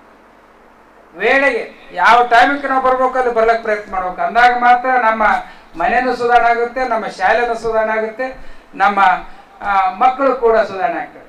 ದಯವಿಟ್ಟು ಇದನ್ನು ನಾವು ಅಳವಡಿಸ್ಕೋಬೇಕು. ಮತ್ತೆ ನೋಡಿದಾಗ ಚಲ್ತೆ ಅಂತಕ್ಕಂಥ ಸಂದರ್ಭ ಬಿಟ್ಬಿಡವು. ಸನ್ಮಾನ್ಯ ಲೋಕಾಯುಕ್ತರು ನಮ್ಗೆ ಮೊನ್ನೆ ಸಭೆ ತಗೊಂಡು ಹೇಳ್ತಾ ಇದ್ರು, ಏನು ಮಾಡಿದ್ರು ಚಲ್ತಾ ಐತೆ ಅನ್ನೋದ್ರ ಬಗ್ಗೆ ನಮ್ಮಲ್ಲಿ ಏನಾದರೂ ಆಟಿಟ್ಯೂಡ್ ಇರ್ತಾರೆ, ಅದು ಮೊದಲು ಚೇಂಜ್ ಆಗಬೇಕು. ನಾನು ಬಿಡಬೇಕು. ನಮ್ಮ ಶಾಲೆಯಲ್ಲಿ ಇವತ್ತು ಶಾಲೆ ನಡೆದ್ರೂ ಸಂತೋಷ, ನಡಲಿಕ್ಕೂ ಸಂತೋಷ, ನಡೆದ್ರೂ ಸಂತೋಷ, ನಡಲಿಕ್ಕೆ ಈ ಪದ್ಧತಿ ಬೇಡ. ಇವತ್ತು ಹೀಗೇ ನಾನು ಇರಬೇಕು, ನನ್ನ ಮಕ್ಕಳಿಗೆ ಇಂಥದೇ ವಿಷಯ ಹೇಳಬೇಕು, ನಾನು ಇಷ್ಟು ಪಿಡುಗನ್ನು ಕಡ್ಡಾಯವಾಗಿ ತಗೋಬೇಕು, ಇಷ್ಟು ಪಿಡುಗು ನಾನು ಹೊಂದಾಣಿಕೆ ಮಾಡಬೇಕಂತಕ್ಕಂಥ ಒಂದು ದೃಢ ನಿರ್ಧಾರ ನಮ್ಮಲ್ಲಿದ್ದರೆ ಮಾತ್ರ ನಮ್ಮ ಸರ್ಕಾರಿ ಶಾಲೆಗಳು ಬದಲಾವಣೆ ಆಗ್ತವೆ. ನಾವು ನಮ್ಮ ಜವಾಬ್ದಾರಿ, ನಮ್ಮ ಉದ್ದೇಶ ಮತ್ತು ರಾಷ್ಟ್ರ ನಿರ್ಮಾಣ ಮಾಡುವುದರಲ್ಲಿ ನಾವು ಶಿಕ್ಷಕರಾಗಿ ಯಾವ ರೀತಿಯಲ್ಲಿ ವರ್ತಿಸ್ತೀವಿ ಅಂತಕ್ಕಂಥದ್ದು. ನಾನು ಮೊದಲನೇದು ಡಾಕ್ಟರ್ APJ ಅಬ್ದುಲ್ ಕಲಾಂ ಅವ್ರದ್ದು ಒಂದು ಕೊಟೇಶನ್ ಯಾಕೆ ಹಾಕಿದೆ ಅಂತಂದರೆ, ಕಲಾಂ ಅವರು ಇಡೀ ಜೀವನದಲ್ಲಿ ಕೊನೆ ಉಸಿರು ಒಂದು ವೇದಿಕೆ ಮೇಲೆ ಅವರು ಕೊನೆ ಉಸಿರನ್ನು ಹೇಳಿದ್ರು. ಆ ವೇದಿಕೆಗೆ ಹೋಗುವ ಪೂರ್ವದಲ್ಲಿ ನಯ, ವಿನಯ, ಸಂಸ್ಕೃತಿ, ಇವತ್ತೇನೋ ಸಾಫ್ಟ್ ಸ್ಕಿಲ್ಸ್ ಅಂತ ಹೇಳ್ತೀವಿ, ಅವು ಸಾಕಾರ ಒಬ್ಬರು ಮೂರ್ತಿ ಆಗಿದ್ರು. ಮೊದಲನೇ ಬಾರಿಗೆ ಅವರು ವೆಹಿಕಲ್ನಲ್ಲಿ ಹೋಗುವಾಗ ಹಿಂದೊಬ್ಬವ ಆರ್ಮಿದೊಬ್ಬ ಜವಾನ್ ಪೊಲೀಸ್ ನಿಂತಿದ್ದ. ಎಂದೂ ಕೇಳಲಾರ್ದರು ಹೊತ್ತು ಕೇಳಿದ್ರು, ನೀನು ಎಷ್ಟೊತ್ತು ನಿಲ್ತೀಯ, ಕಿತ್ನೇ ದೇರ್ ठहरे आपका पैर दर्द नहीं होता क्या ಅಂತ. ಅವಾಗಂದ ಜಬ್ ತಕ್ ಆಪ್ रहेंगे साथ तब तक हम रहूंगा ಅಂತ ಅಂದ್ರು. ಕಾರಣ ಗೊತ್ತಿಲ್ಲ, ಬಹುಶಃ ಅದು ಕೊನೆಯದಿತ್ತೇನೋ. ಆ ಹೋಗುವಾಗ ಪ್ಲೇನ್ನಲ್ಲಿ ಒಬ್ಬರು ಪ್ರೆಸ್ ರಿಪೋರ್ಟರ್ ಅವರಿಗೆ ಕೇಳಿದ್ರು, ಸರ್ ನೀವು ಪುನರ್ಜನ್ಮದಲ್ಲಿ ನಂಬ್ತಿರೋ ಬಿಡ್ತಿರೋ ಗೊತ್ತಿಲ್ಲ, ಆದರೆ ನೀವು ಪುನರ್ಜನ್ಮದಲ್ಲಿ ನಂಬಿದರೆ ಮುಂದಿನ ಜನ್ಮದಲ್ಲಿ ಏನಾಗಬೇಕಂತೀರಿ ಅಂತ. You want to become the president, you want to become a scientist, what you want to become, or an air force pilot which was his dream.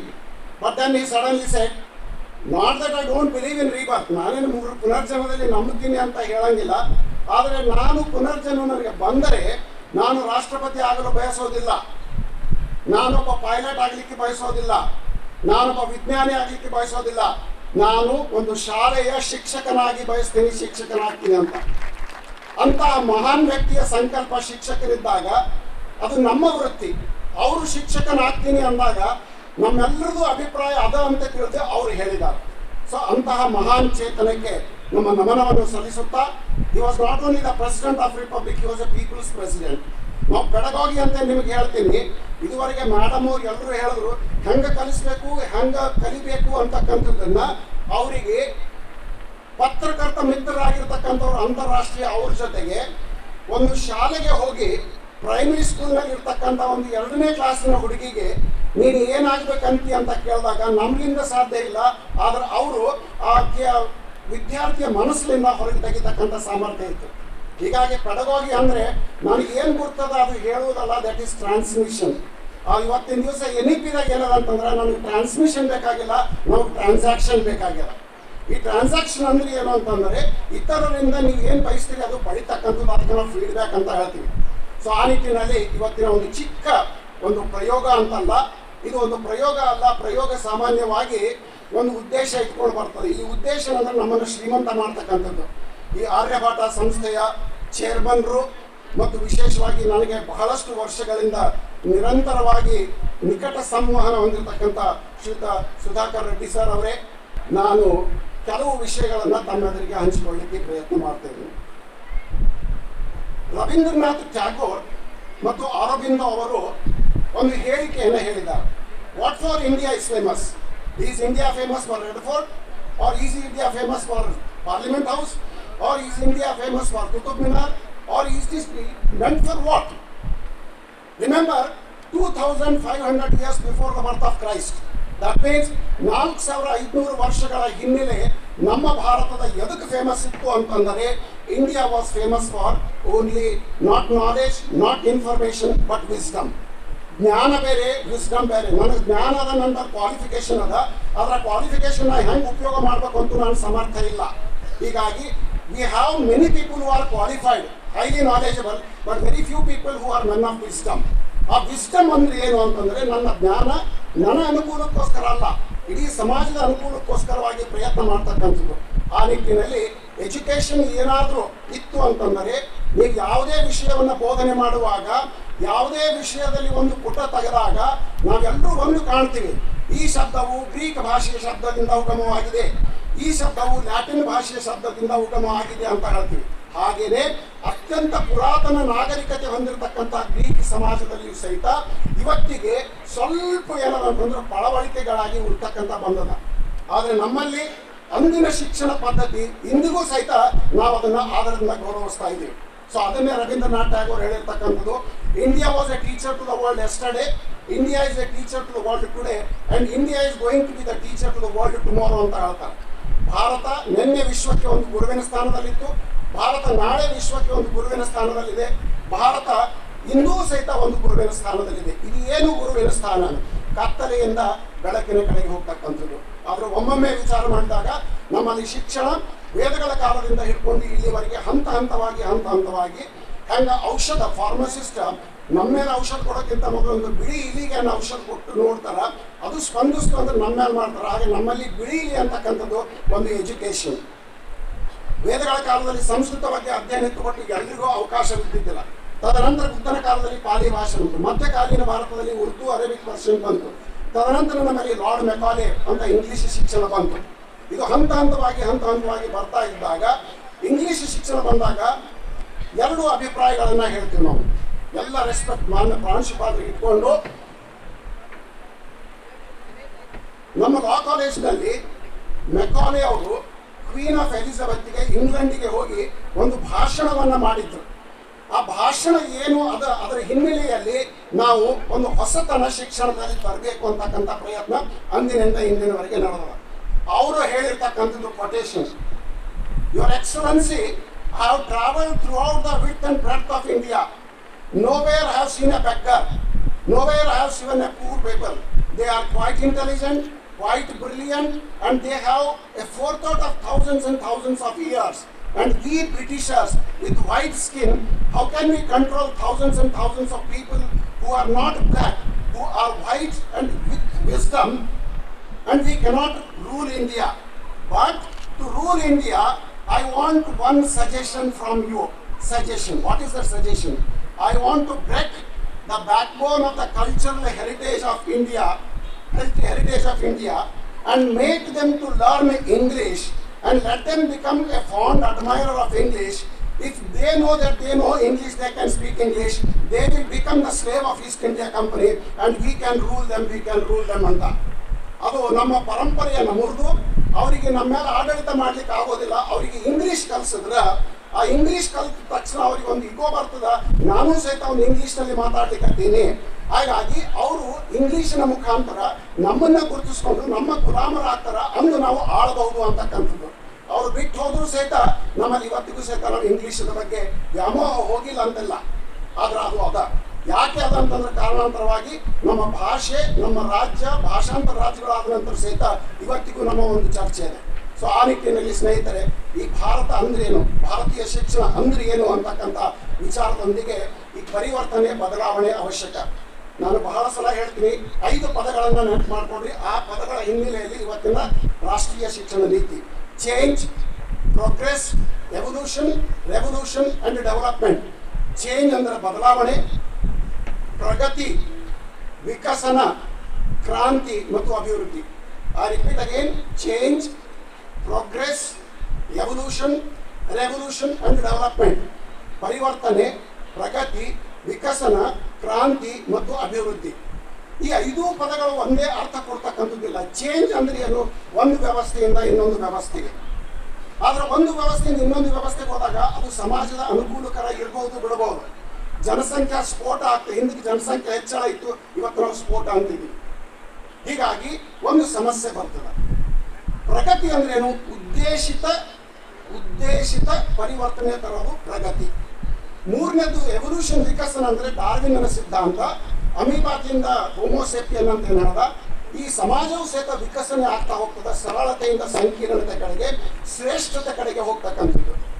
Revolution ಅಂತಂದ್ರೆ ಕಡಿಮೆ ಸಮಯದಲ್ಲಿ ಅರ್ಥಪೂರ್ಣ ಪ್ರಗತಿ ಆಗ್ತಕ್ಕಂಥದಕ್ಕೆ ರೆವಲ್ಯೂಷನ್. ಖಂಡಿತವಾಗಿ ರಕ್ತ ಕ್ರಾಂತಿ ಅಲ್ಲ ರೆವಲ್ಯೂಷನ್ ಅಂದರೆ. ನಮ್ಮಲ್ಲಿ ವೈಟ್ ರೆವಲ್ಯೂಷನ್ ಆಗ್ಯದ, ನಮ್ಮಲ್ಲಿ ಗ್ರೀನ್ ರೆವಲ್ಯೂಷನ್ ಆಗ್ಯದ, ನಮ್ಮಲ್ಲಿ ಬ್ಲೂ ರೆವಲ್ಯೂಷನ್ ಆಗ್ಯದ. ಬಿಳಿ ಕ್ರಾಂತಿ, ಹಸಿರು ಕ್ರಾಂತಿ, ನೀಲಿ ಕ್ರಾಂತಿ.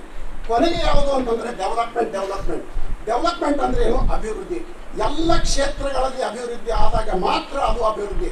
ಅದಕ್ಕೆ ನಾವು ಇಂಗ್ಲಿಷ್ನಲ್ಲಿ ಪರ್ಸನಾಲಿಟಿ ಡೆವಲಪ್ಮೆಂಟ್ ಅಂತ ಹೇಳ್ತೀವಿ, ಪರ್ಸನಾಲಿಟಿ ಚೇಂಜ್ ಅನ್ನಂಗಿಲ್ಲ. ನಾವು ರೂರಲ್ ಡೆವಲಪ್ಮೆಂಟ್ ಅಂತ ಹೇಳ್ತೀವಿ, ರೂರಲ್ ಚೇಂಜ್ ಅನ್ನಂಗಿಲ್ಲ.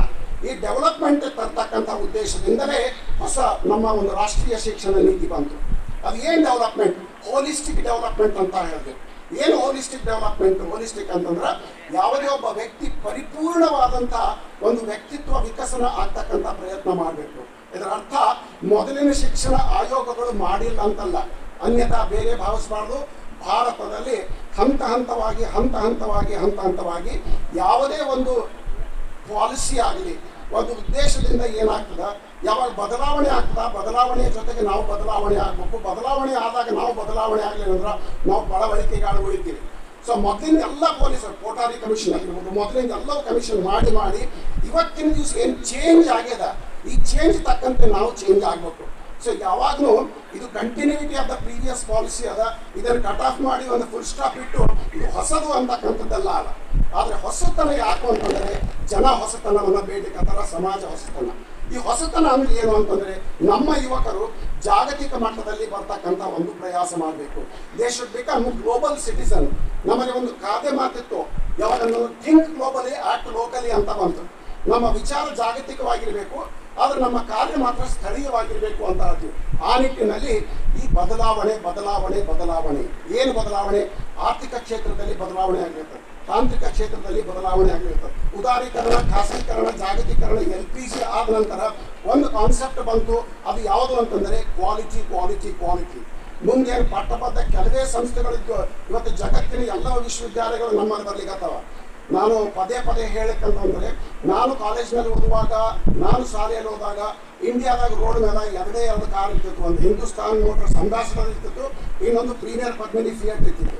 ಇಂಡಿಯಾದಾಗ ಎರಡೇ ಮೋಟರ್ ಸೈಕಲ್ ಇರ್ತಿತ್ತು, ಒಂದು SD ಇರ್ತಿತ್ತು, ಒಂದು ಕ್ಲಾಸಿಕ್, ಆಮೇಲೆ ಬಂತು ಒಂದು ಬುಲೆಟ್ ಬಂತು. ಆದರೆ ಇವತ್ತಿನ ದಿವಸ ಅವು ಯಾವ ಗಾಡಿಗಳು ನಮ್ಮ ರೋಡ್ ಮೇಲೆ ಕಾಣಂಗಿಲ್ಲ. ಯಾವ ಅದ್ರ ಜಗದಲ್ಲಿ ಏನಾಗಂದ್ರೆ ಜಪಾನ್ ಬಂದದ, ಕೊರಿಯಾದ ಬಂದದ, ಮರ್ಸಿಲಿಗೆ ಬಂದಿದೆ. ಯಾಕಂತಂದ್ರೆ ಉದಾರೀಕರಣ. ಸೊ ಜಗತ್ತು ಸಣ್ಣದಾಗುವಾಗ ನಾವು ಜಗತ್ತಿನ ಮಟ್ಟಕ್ಕೆ ಹೋಗ್ಬೇಕು. ಅದಕ್ಕೆ ನಮ್ಮಲ್ಲಿ ಕ್ವಾಲಿಟಿ ಕ್ವಾಲಿಟಿ. ಸುದೈವ ದುರ್ದೈವ ಅಂತ ಹೇಳೋದಲ್ಲ, ನಮ್ಮಲ್ಲಿ ಯಾವಾಗಲೂ ಕ್ವಾಂಟಿಟೇಟಿವ್ ಗ್ರೋತಿಗೆ ಬಹಳ ಕೊಟ್ಟೆವು, ಸ್ಟ್ಯಾಟಿಸ್ಟಿಕ್ಗೆ ಬಹಳ ಮಹತ್ವ ಕೊಟ್ಟೆವು, ಕ್ವಾಲಿಟಿಗೆ ಮಹತ್ವ ಕೊಡಲಿಲ್ಲ. ಆ ಕ್ವಾಲಿಟಿ ಅಂದರೆ ಏನು ಅಂದರೆ ಗುಣಾತ್ಮಕ. ನಮಗೆ ಬಂಗಾರ ಮಹತ್ವ ಇಲ್ಲ, ಡೈಮಂಡ್ ಮಹತ್ವ ಇಲ್ಲ, ಒಂದೇ ಒಂದು ಮಹತ್ವದ ಅದು ಯಾವುದು ಅಂತಂದರೆ ಕ್ವಾಲಿಟಿ. ಕ್ವಾಲಿಟಿ ಅಂದ್ರೆ ಏನು? ಕನ್ಫಾರ್ಮೆನ್ಸ್ ಟು ರಿಕ್ವೈರ್ಮೆಂಟ್ ಅಂತ ಹೇಳ್ತೀವಿ. ಬೇಡಿಕೆಗಳ ಅವಶ್ಯಕತೆಗಳಿಗೆ ನಾವು ಸ್ಪಂದಿಸಿದ್ರೆ ಅದು ನಮಗೆ ಕ್ವಾಲಿಟಿ. ನಾನು ಒಂದೇ ಒಂದು ಉದಾಹರಣೆ ಹೇಳ್ತೀನಿ. ಸಾಲಿ ಕಲೀಲಿಲ್ಲ, ಓದ್ಲಾರ್ದವರು, ಹೊಲದಾಗ ಸದಿ ತೆಗೆಯೋರು ಸಹಿತ ಆ ಕ್ವಾಲಿಟಿ ಕಾನ್ಷಿಯಸ್ ಇವತ್ತಾಗಿದ್ದಾರೆ. ಕಲಬುರಗಿ ಹತ್ರ ಒಂದು ಶ್ರೀನಿವಾಸ ಸರಡಿಗೆ ಅಂತ ಒಂದು ಹಳ್ಳಿ ಅದ. ಆ ಹಳ್ಳಿಯಲ್ಲಿ ನಾವು ಒಂದು NSS ಕ್ಯಾಂಪ್ ಮಾಡುವಾಗ ಅಲ್ಲಿ ಶರಣಬಸವೇಶ್ವರ ದೇವಸ್ಥಾನ ಅದ. ಆ ದೇವಸ್ಥಾನದೊಳಗೆ ದಿನಾಲ ಬೆಳಿಗ್ಗೆ ಕಲಬುರಗಿಗೆ ದುಡಿಲಿಕ್ಕೆ ಹೆಣ್ಮಕ್ಳು ಬರ್ತಿರ್ತಾವೆ, ಗೌಂಡಿ ಕೆಲಸ ಮಾಡಲಿಕ್ಕೆ. ಅವರ ಹೋಟ್ಲದವನಿಗೆ ಹೇಳಿದ್ರು, ಸ್ವಾಮಿಗಳೇ ಒಂದು 5 ಕಟ್ ಚಹಾ ಅಂದ್ರೆ ಬೈಕು ಅಂತ, ಕಟ್ ಚಹಾ ಕೊಡ್ರಿ, ಆಮೇಲೆ ಬಿಸ್ಕಿಟ್ ಪುಡಿ ಕೊಡ್ರಿ 5 ಅಂತಂದು. ಅವ್ರಿಗೆ ಬ್ರೇಕ್ಫಾಸ್ಟ್ ಅಂದ್ರೆ ಒಂದು ಬಿಸ್ಕಿಟ್ ಪುಡಿ, 2 ರೂಪಾಯಿ ಒಂದು ಬಿಸ್ಕಿಟ್ ಪುಡಿ ಸಿಗ್ತಿತ್ತು. ಈಗಲೂ ಅದಾವ. ನನ್ನ ಕೆಳಗೇನೆ ತಂದು ಕೊಟ್ಟ 5 ಚಹಾ ಇಟ್ಟ, 5 ಸಣ್ಣ 2 ರೂಪಾಯಿ ಬಿಸ್ಕಿಟ್ ಪುಡಿ ಇಟ್ಟ. ಆ ಬಿಸ್ಕಿಟ್ ಪುಡಿ ಹಿಂಗೆ ನೋಡಿ ಏನು ಹೇಳಿದ್ರು ಅವರು, ಅಪ್ಪ ಇದು ಬೇಡ, ಇದ್ರ ಮ್ಯಾಲೆ ಏನು ಪಾರನ್ ಫೋಟೋ ಅದ, ಇದು ಮೊನ್ನೇನು ಕೊಟ್ಟಿದ್ದೆ ಆ ಪಾರನ್ ಫೋಟೋ ಇದ್ದಿಲ್ಲ, ಇದು ಬೇರೆ ಫೋಟೋ ಅದ, ಆ ಫೋಟೋ ಇಟ್ಟಿದ್ದೆ ಬಿಸ್ಕಿಟ್ ಪುಡಿ ನನಗೆ ಕೇಳು ಅಂತಂದ್ರು. ಆಕೆಗೆ ಪಾರ್ಲೇಜಿ ಅನ್ಲಿಕ್ಕೆ ಬರಲಾಗ್ಯದ, ಆದ್ರೆ ಒಂದು ಮುಖದ ಮೇಲೆ ಎಲ್ಲಿ ಕ್ವಾಲಿಟಿ ಇರ್ತದ ಅಲ್ಲಿ ಟ್ರಸ್ಟ್ ಇರ್ತದ, ಟೆಸ್ಟ್ ಇರಂಗಿಲ್ಲ. ನಮ್ಮ ಎಜುಕೇಶನ್, ನಮ್ಮ ಕ್ವಾಲಿಫಿಕೇಶನ್ ಮುಗಿಸಿದವರು, ಡಾಕ್ಟರ್ಸು, ಇಂಜಿನಿಯರು, ಗ್ರಾಜ್ಯುಯೇಟ್ಸು ಎಲ್ಲರೂ ಏನದಂತಂದ್ರೆ ಅವ್ರಿಗೆ ಟೆಸ್ಟ್ ಮಾಡ್ಲಿಕ್ಕೆ ಹತ್ತಾರ, ಟ್ರಸ್ಟ್ ಮಾಡಲಾಗ್ಯಾರ. ನಮ್ಮ ಹೊಸ ರಾಷ್ಟ್ರೀಯ ಶಿಕ್ಷಣ ನೀತಿಯಲ್ಲಿ ಅಂತಂದ್ರೆ ಪ್ರಸ್ತುತ ಟೆಸ್ಟ್ ಮಾಡೋದು ಬೇಕಾಗಿಲ್ಲ, ನಮ್ಮನ್ನು ಟ್ರಸ್ಟ್ ಮಾಡ್ರಿ. ಆ ಟ್ರಸ್ಟ್ ಮಾಡ್ತಕ್ಕಂಥದಕ್ಕೆ ನಮ್ಮಲ್ಲಿ ಕ್ವಾಲಿಟಿ ಬೇಕು. Anything which is Indian people will trust, they will never test. Anything a product which is not Indian we will test and then trust. So NEP ಏನಂತ ಮೊದಲು ಏನು ಟ್ರಸ್ಟ್ ಮಾಡ್ಲಿಕ್ಕತ್ತಿದ್ರು, ಆ ಟ್ರಸ್ಟನ್ನು ಪುನಶ್ಚೇತನ ಮಾಡಿಕೊಂಡು ನಾವು ಆ ಮಟ್ಟವನ್ನು ಬೆಳೀಲಿಕ್ಕೆ NEP ಅಂತಕ್ಕಂಥದ್ದು ಬಂತು. ಆ ನಿಟ್ಟಿನಲ್ಲಿ ಸ್ನೇಹಿತರೆ, ಈ ಒಂದು ಅರ್ಥದಲ್ಲಿ ಇದನ್ನು ಯಾಕೆ ಏನು ಅಂತಕ್ಕಂಥದ್ದನ್ನು ನಾನು ಆಳವಾಗಿ ಹೇಳದೆ ಸಮಯದ ಅಭಾವ ಇರೋದ್ರಿಂದ, ನೀವೆಲ್ಲರೂ ಯಾರು ಅಂತಂದರೆ ಹೆಡ್ ಮಾಸ್ಟರ್ಸು ಮತ್ತು ಹೆಡ್ ಮಿಸ್ಟ್ರೆಸ್ ಅಂತ ಹೇಳ್ತೀವಿ, ಅಥವಾ ಪ್ರಿನ್ಸಿಪಾಲ್ ಅಂತ ಹೇಳ್ತೀವಿ. ಅದು ಒಂದು ಮಾತ್ರ ನಮಗೊಂದು ನಮ್ರ ವಿನಂತಿ ಅಲ್ಲ. ನಾನು 1974 ಸೆಪ್ಟೆಂಬರ್ 16 ನನ್ನ ನ್ಯಾಷನಲ್ ಕಾಲೇಜ್ ಹಾಫ್ನಲ್ಲಿ ನಾನು ಟೀಚಿಂಗನ್ನು ಪ್ರಾರಂಭ ಮಾಡಿದೆ. ಅದಾದ ನಂತರ 2014 ನಾನು ರಿಟೈರ್ ಆದೆ. ಈಗ ಸದ್ಯ ನಾನು 2 ಲಾ ಕಾಲೇಜು, 2 ನರ್ಸಿಂಗ್ ಕಾಲೇಜು, ಒಂದು ಪೊಲೀಸ್ ಟ್ರೈನಿಂಗ್ ಕಾಲೇಜು ಮತ್ತು ಒಂದು IAS IPS ಸ್ಟಡಿ ಸರ್ಕಲ್ ಅಂತ ಸಿದ್ಧಾರ್ಥ ಕಾಲೇಜಿನಲ್ಲಿ ನಾನು ಇದ್ದೀನಿ. ನಾನು ಕಂಡಿದ್ದು ಒಂದು ಅಂತಂದರೆ, the moment I become a head master, the moment I become a principal and I switch on from blue pen or black pen to green pen. ಎಲ್ಲಿ ಗ್ರೀನ್ ಪೆನ್ ಬಂತು ಅವತ್ತು ನಾ ಬ್ಲೂ ಪೆನ್ 30 ವರ್ಷ ಮಾಡಿದ್ದು ಮರ್ತು ಹೋಗ್ಬಿಡ್ತೀನಿ. So always remember, if you are a head master or a headmistress, ಏನೇ ಮುಖ್ಯೋಪಾಧ್ಯಾಯರು ಇರಲಿ, primarily we are all teachers. If you forget that you are not a teacher, I am an administrator, I think that is a fault on our vision.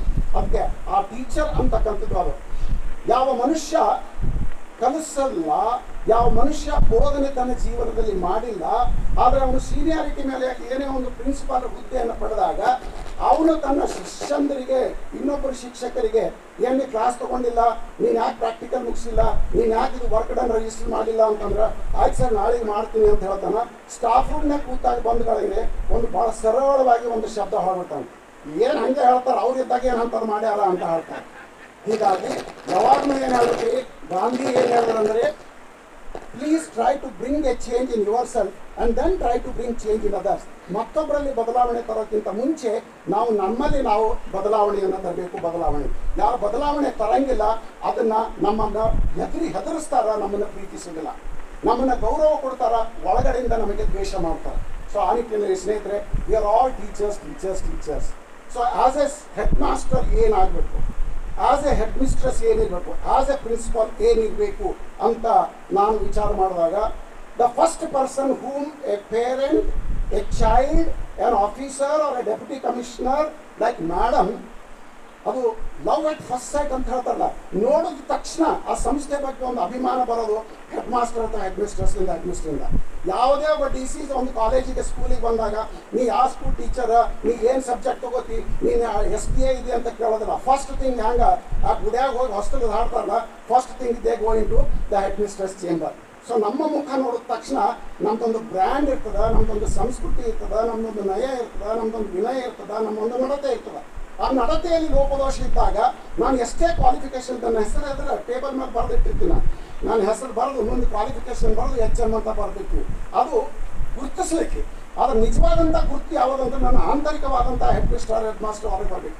ಅದು ಯಾವುದು ಅಂತಂದರೆ ಪಾಲಕರ ಜೊತೆಗೆ ಮಾತನಾಡೋದಾಗಲಿ, ವಿದ್ಯಾರ್ಥಿಗಳ ಸಮಸ್ಯೆಗೆ ಸ್ಪಂದಿಸ್ತಕ್ಕಂಥದ್ದೇ ಆಗಲಿ, ಆಡಳಿತ ವರ್ಗದ ಜೊತೆಗೆ ನಾನು ನಿಮ್ಮ ಒಂದು ಕ್ಯಾರಿ ಬ್ಯಾಕ್ ಸ್ಟಡಿ ಮಟೀರಿಯಲ್ನಲ್ಲಿ ನಾವು 4-5 ಮಂದಿ ಟೀಚರ್ಸು, ಲೆಕ್ಚರರ್ಸ್ ಎಲ್ಲರೂ ಕೂಡಿ ಏನು ಕರ್ತವ್ಯಪ್ಪ, ಹೆಡ್ ಮಾಸ್ಟರ್ ಏನು ಮಾಡಬೇಕು ಅಥವಾ ಟೀಚರ್ಸ್ ಏನು ಮಾಡಬೇಕು ಅಂತ ಹೇಳಿದಾಗ, ಯಾವುದಕ್ಕೂ ಒಂದು ಗೈಡ್ಲೈನ್ಸ್ ಇರ್ತದೆ. ಗೈಡ್ಲೈನ್ಸ್ ಎಲ್ರಿಗೂ ಗೈಡ್ಲೈನ್ಸ್ ಆಗೋದಿಲ್ಲ.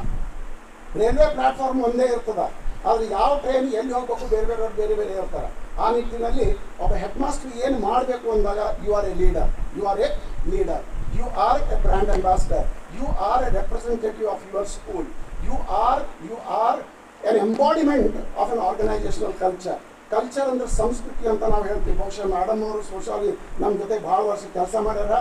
ಕಲ್ಚರ್ ಅಂತಂದ್ರೆ ಸಂಸ್ಕೃತಿ. ಯಾವ ಶಾಲೆಯಲ್ಲಿ ಇರ್ತೀರಿ ಆ ಶಾಲೆಯಲ್ಲಿ, ನಾನು ರಾಜಶ್ರೀ ಸಿಮೆಂಟ್ಸ್ನಾಗ ಕೆಲಸ ಮಾಡ್ಲಿಕ್ಕತ್ತಿದ್ದೆ ಅಂದ್ರೆ ಅವ್ರದ್ದೊಂದು ಸಂಸ್ಕೃತಿ ಬೇರೆ ಅದ. ನಾನು ಹೊಸದತ್ತದಲ್ಲಿ ಕೆಲಸ ಮಾಡ್ಲಿಕ್ಕತ್ತಿದ್ದೆ, ಅವ್ರದ್ದೊಂದು ಬೇರೆ ಅದ.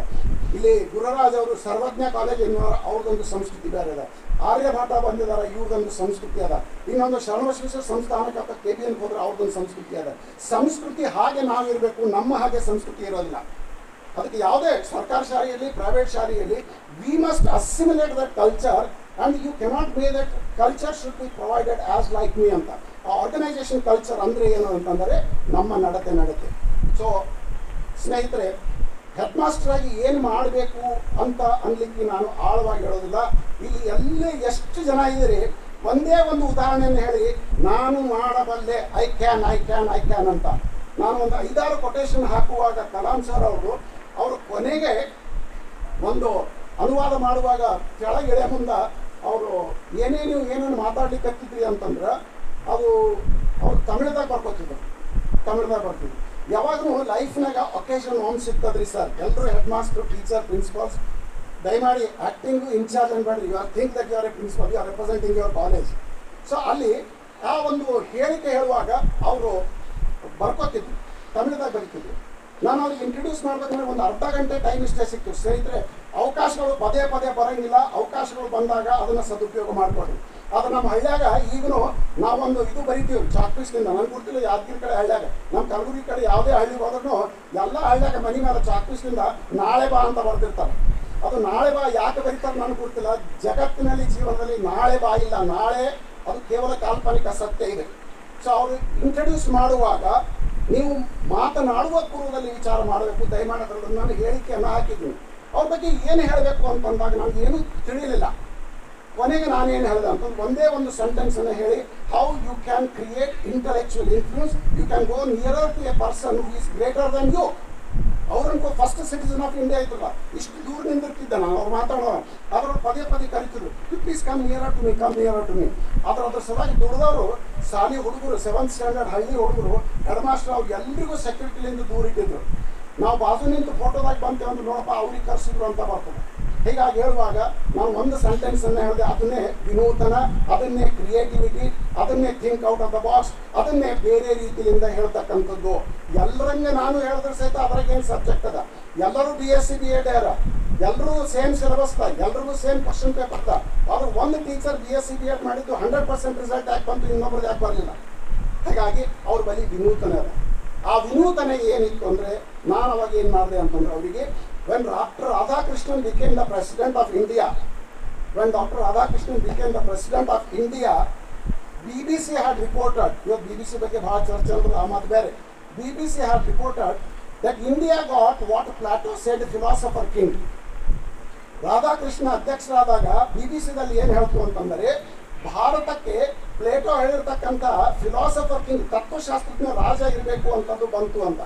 ನಾನೇನು ಹೇಳಿದೆ, if Radhakrishnan was a philosopher president, you are a philosopher, a metaphysicist, a scientist and a spiritualist ಅಂದಾಗ ಕಟ್ ಅಂತ ನೋಡಿ ತಮಿಳದಾಗ ಮೆಟಾಫಿಸಿಕ್ಸ್ ಅಂತ ಬರ್ಕೊಂಡು ಅವ್ರು ಬಂದು ಮುಗಿಯೋಕ್ಕಿಂತ ಮ್ಯಾಲೆ ಬರೋಕ್ಕಿಂತ ಮೊದಲು you have use that word metaphysics. You know what is the meaning of that metaphysics?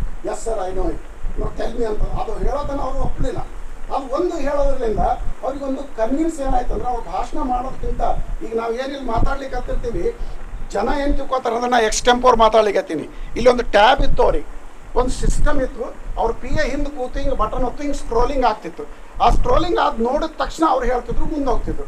ಅವ್ರು ನನಗೇನು ಮಾಡಿದ್ರು, ಅವ್ರು ಏನೋ ಇಶಾರ ಮಾಡಿ ಹಾರ್ಡ್ ಕಾಪಿ ತಂದು ಕೊಟ್ಟರು, ಈ ಟೇಕ್ ಇಟ್ ಅಂತಂದು. ಅವರು ತಮಿಳದವ್ರಿದ್ರು, ಸಾಬ್ ಬೋತ ಕುಸ್ಸಿವ ಎಲೆಯೋ ಅಂತಂದ್ರು. ನಮ್ದ ಮೇರೆಕು ಸಮಜ್ಗೆ तुम क्या बोल रहे, ए मेरे को ज़रूरत नहीं ಅಂತಂದ. ಹಾಂ, ಪ್ರೆಸಿಡೆಂಟ್ ಬೇರೆ ತು ನೈ ಬೋಲ್ತೆ ಕ್ಯೂ ಅಂತಂದಾಗ ನಾ ಅಂದ, ನೀವು ಕೊಟ್ಟಿದ್ದು ನೋಡ್ಕೋತ ನಾ ಟ್ರಾನ್ಸ್ಲೇಟ್ ಮಾಡ್ದೆ ಅಂದ್ರೆ ಅವ್ರು ಮಾತಾಡೋ ಕಡೆ ಲಕ್ಷ್ಯ ಹೋಗಲ್ಲ. ಅವ್ರು ಮಾತಾಡೋ ನನಗಿದು ಏನೂ ಬೇಕಾಗಿಲ್ಲ, ನಂದು ಹಾರ್ಡ್ ಕಾಪಿ ಅಂದ್ರೇನು ಅವ್ರ ವಾಯ್ಸ್ ಅವ್ರಿಗೆ ನೋಡೋಣ, ಅವ್ರಿಗೆ ನೋಡಿ ಟ್ರಾನ್ಸ್ಲೇಷನ್ ಮಾಡಬೇಕು ಅಂತ ಹೇಳ್ತಾರೆ. ಹಾಗಾಗಿ ಅವರು ಮೆಚ್ಚುಗೆ ಯಾಕೆ ಮೆಚ್ಚಿದ್ರು ಅಂದ್ರೆ ಅವ್ರು ನನ್ನನ್ನು ಮೆಚ್ಚಲಿಲ್ಲ. ಕೆಳಗಿಳಿದು ಬರೋ ಮುಂದೆ ಯಾವ ಯೂನಿವರ್ಸಿಟಿ ಸ್ಟೂಡೆಂಟ್ ನೀವು ಅಂತ ಕೇಳಿ, ನಿಮ್ಗೆ ಯಾವ ಟೀಚರ್ ಕಲಿಸಿದ್ರು ಅಂತ ಹೇಳಿ, ಅವ್ರು ಯಾವ ಯೂನಿವರ್ಸಿಟಿ ಅವ್ರು ಇದ್ರು ಅಂತ.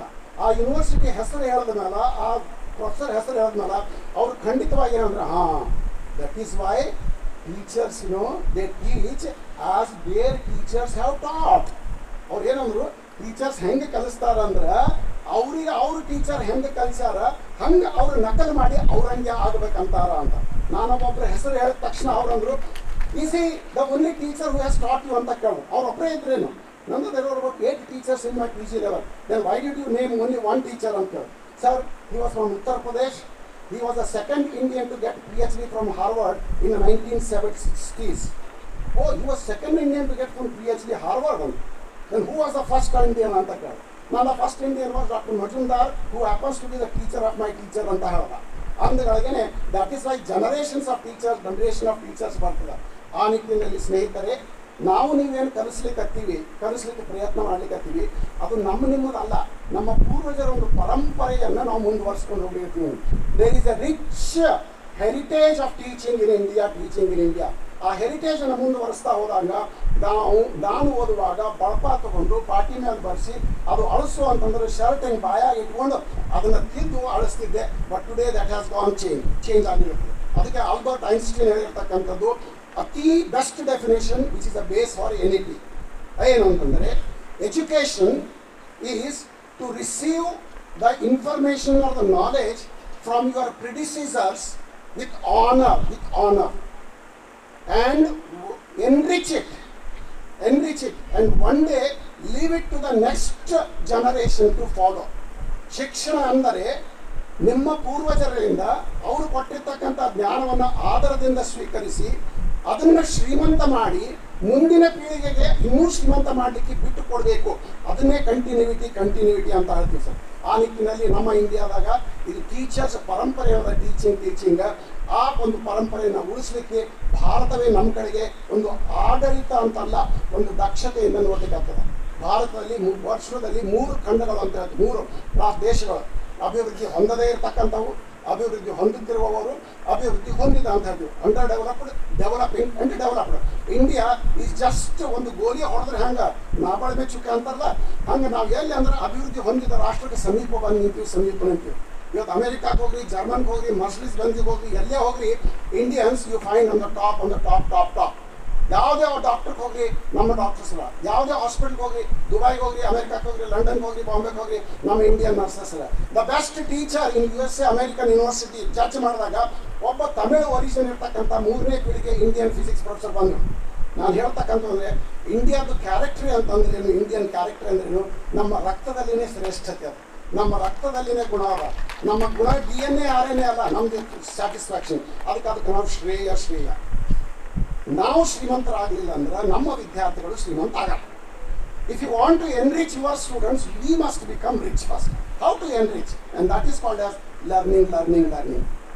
ಪ್ರಾಚೀನ ಭಾರತದಲ್ಲಿ ಒಂದು ಹೇಳಿಕೆ ಅದ, ಆ ಹೇಳಿಕೆಯನ್ನು ನಾನು ನಿಮಗೆ ಹೇಳಲಿಕ್ಕೆ ಪ್ರಯತ್ನ ಮಾಡ್ತೀನಿ. ಜಗತ್ತಿನಲ್ಲಿ ಯಾವುದೇ ಒಂದು ಮನುಷ್ಯ ಏನಾದರೂ ಒಂದು ತಪ್ಪು ಮಾಡ್ತಾನಂತಂದ್ರೆ, ಹೀನ ತಪ್ಪು ಯಾವುದು ಅಂತಂದರೆ ಆತ್ಮಹತ್ಯೆ ಮಾಡ್ಕೊಳ್ಳೋದು ಸುಯಿಸೈಡ್ ಅಂತ ಹೇಳ್ತಾರೆ.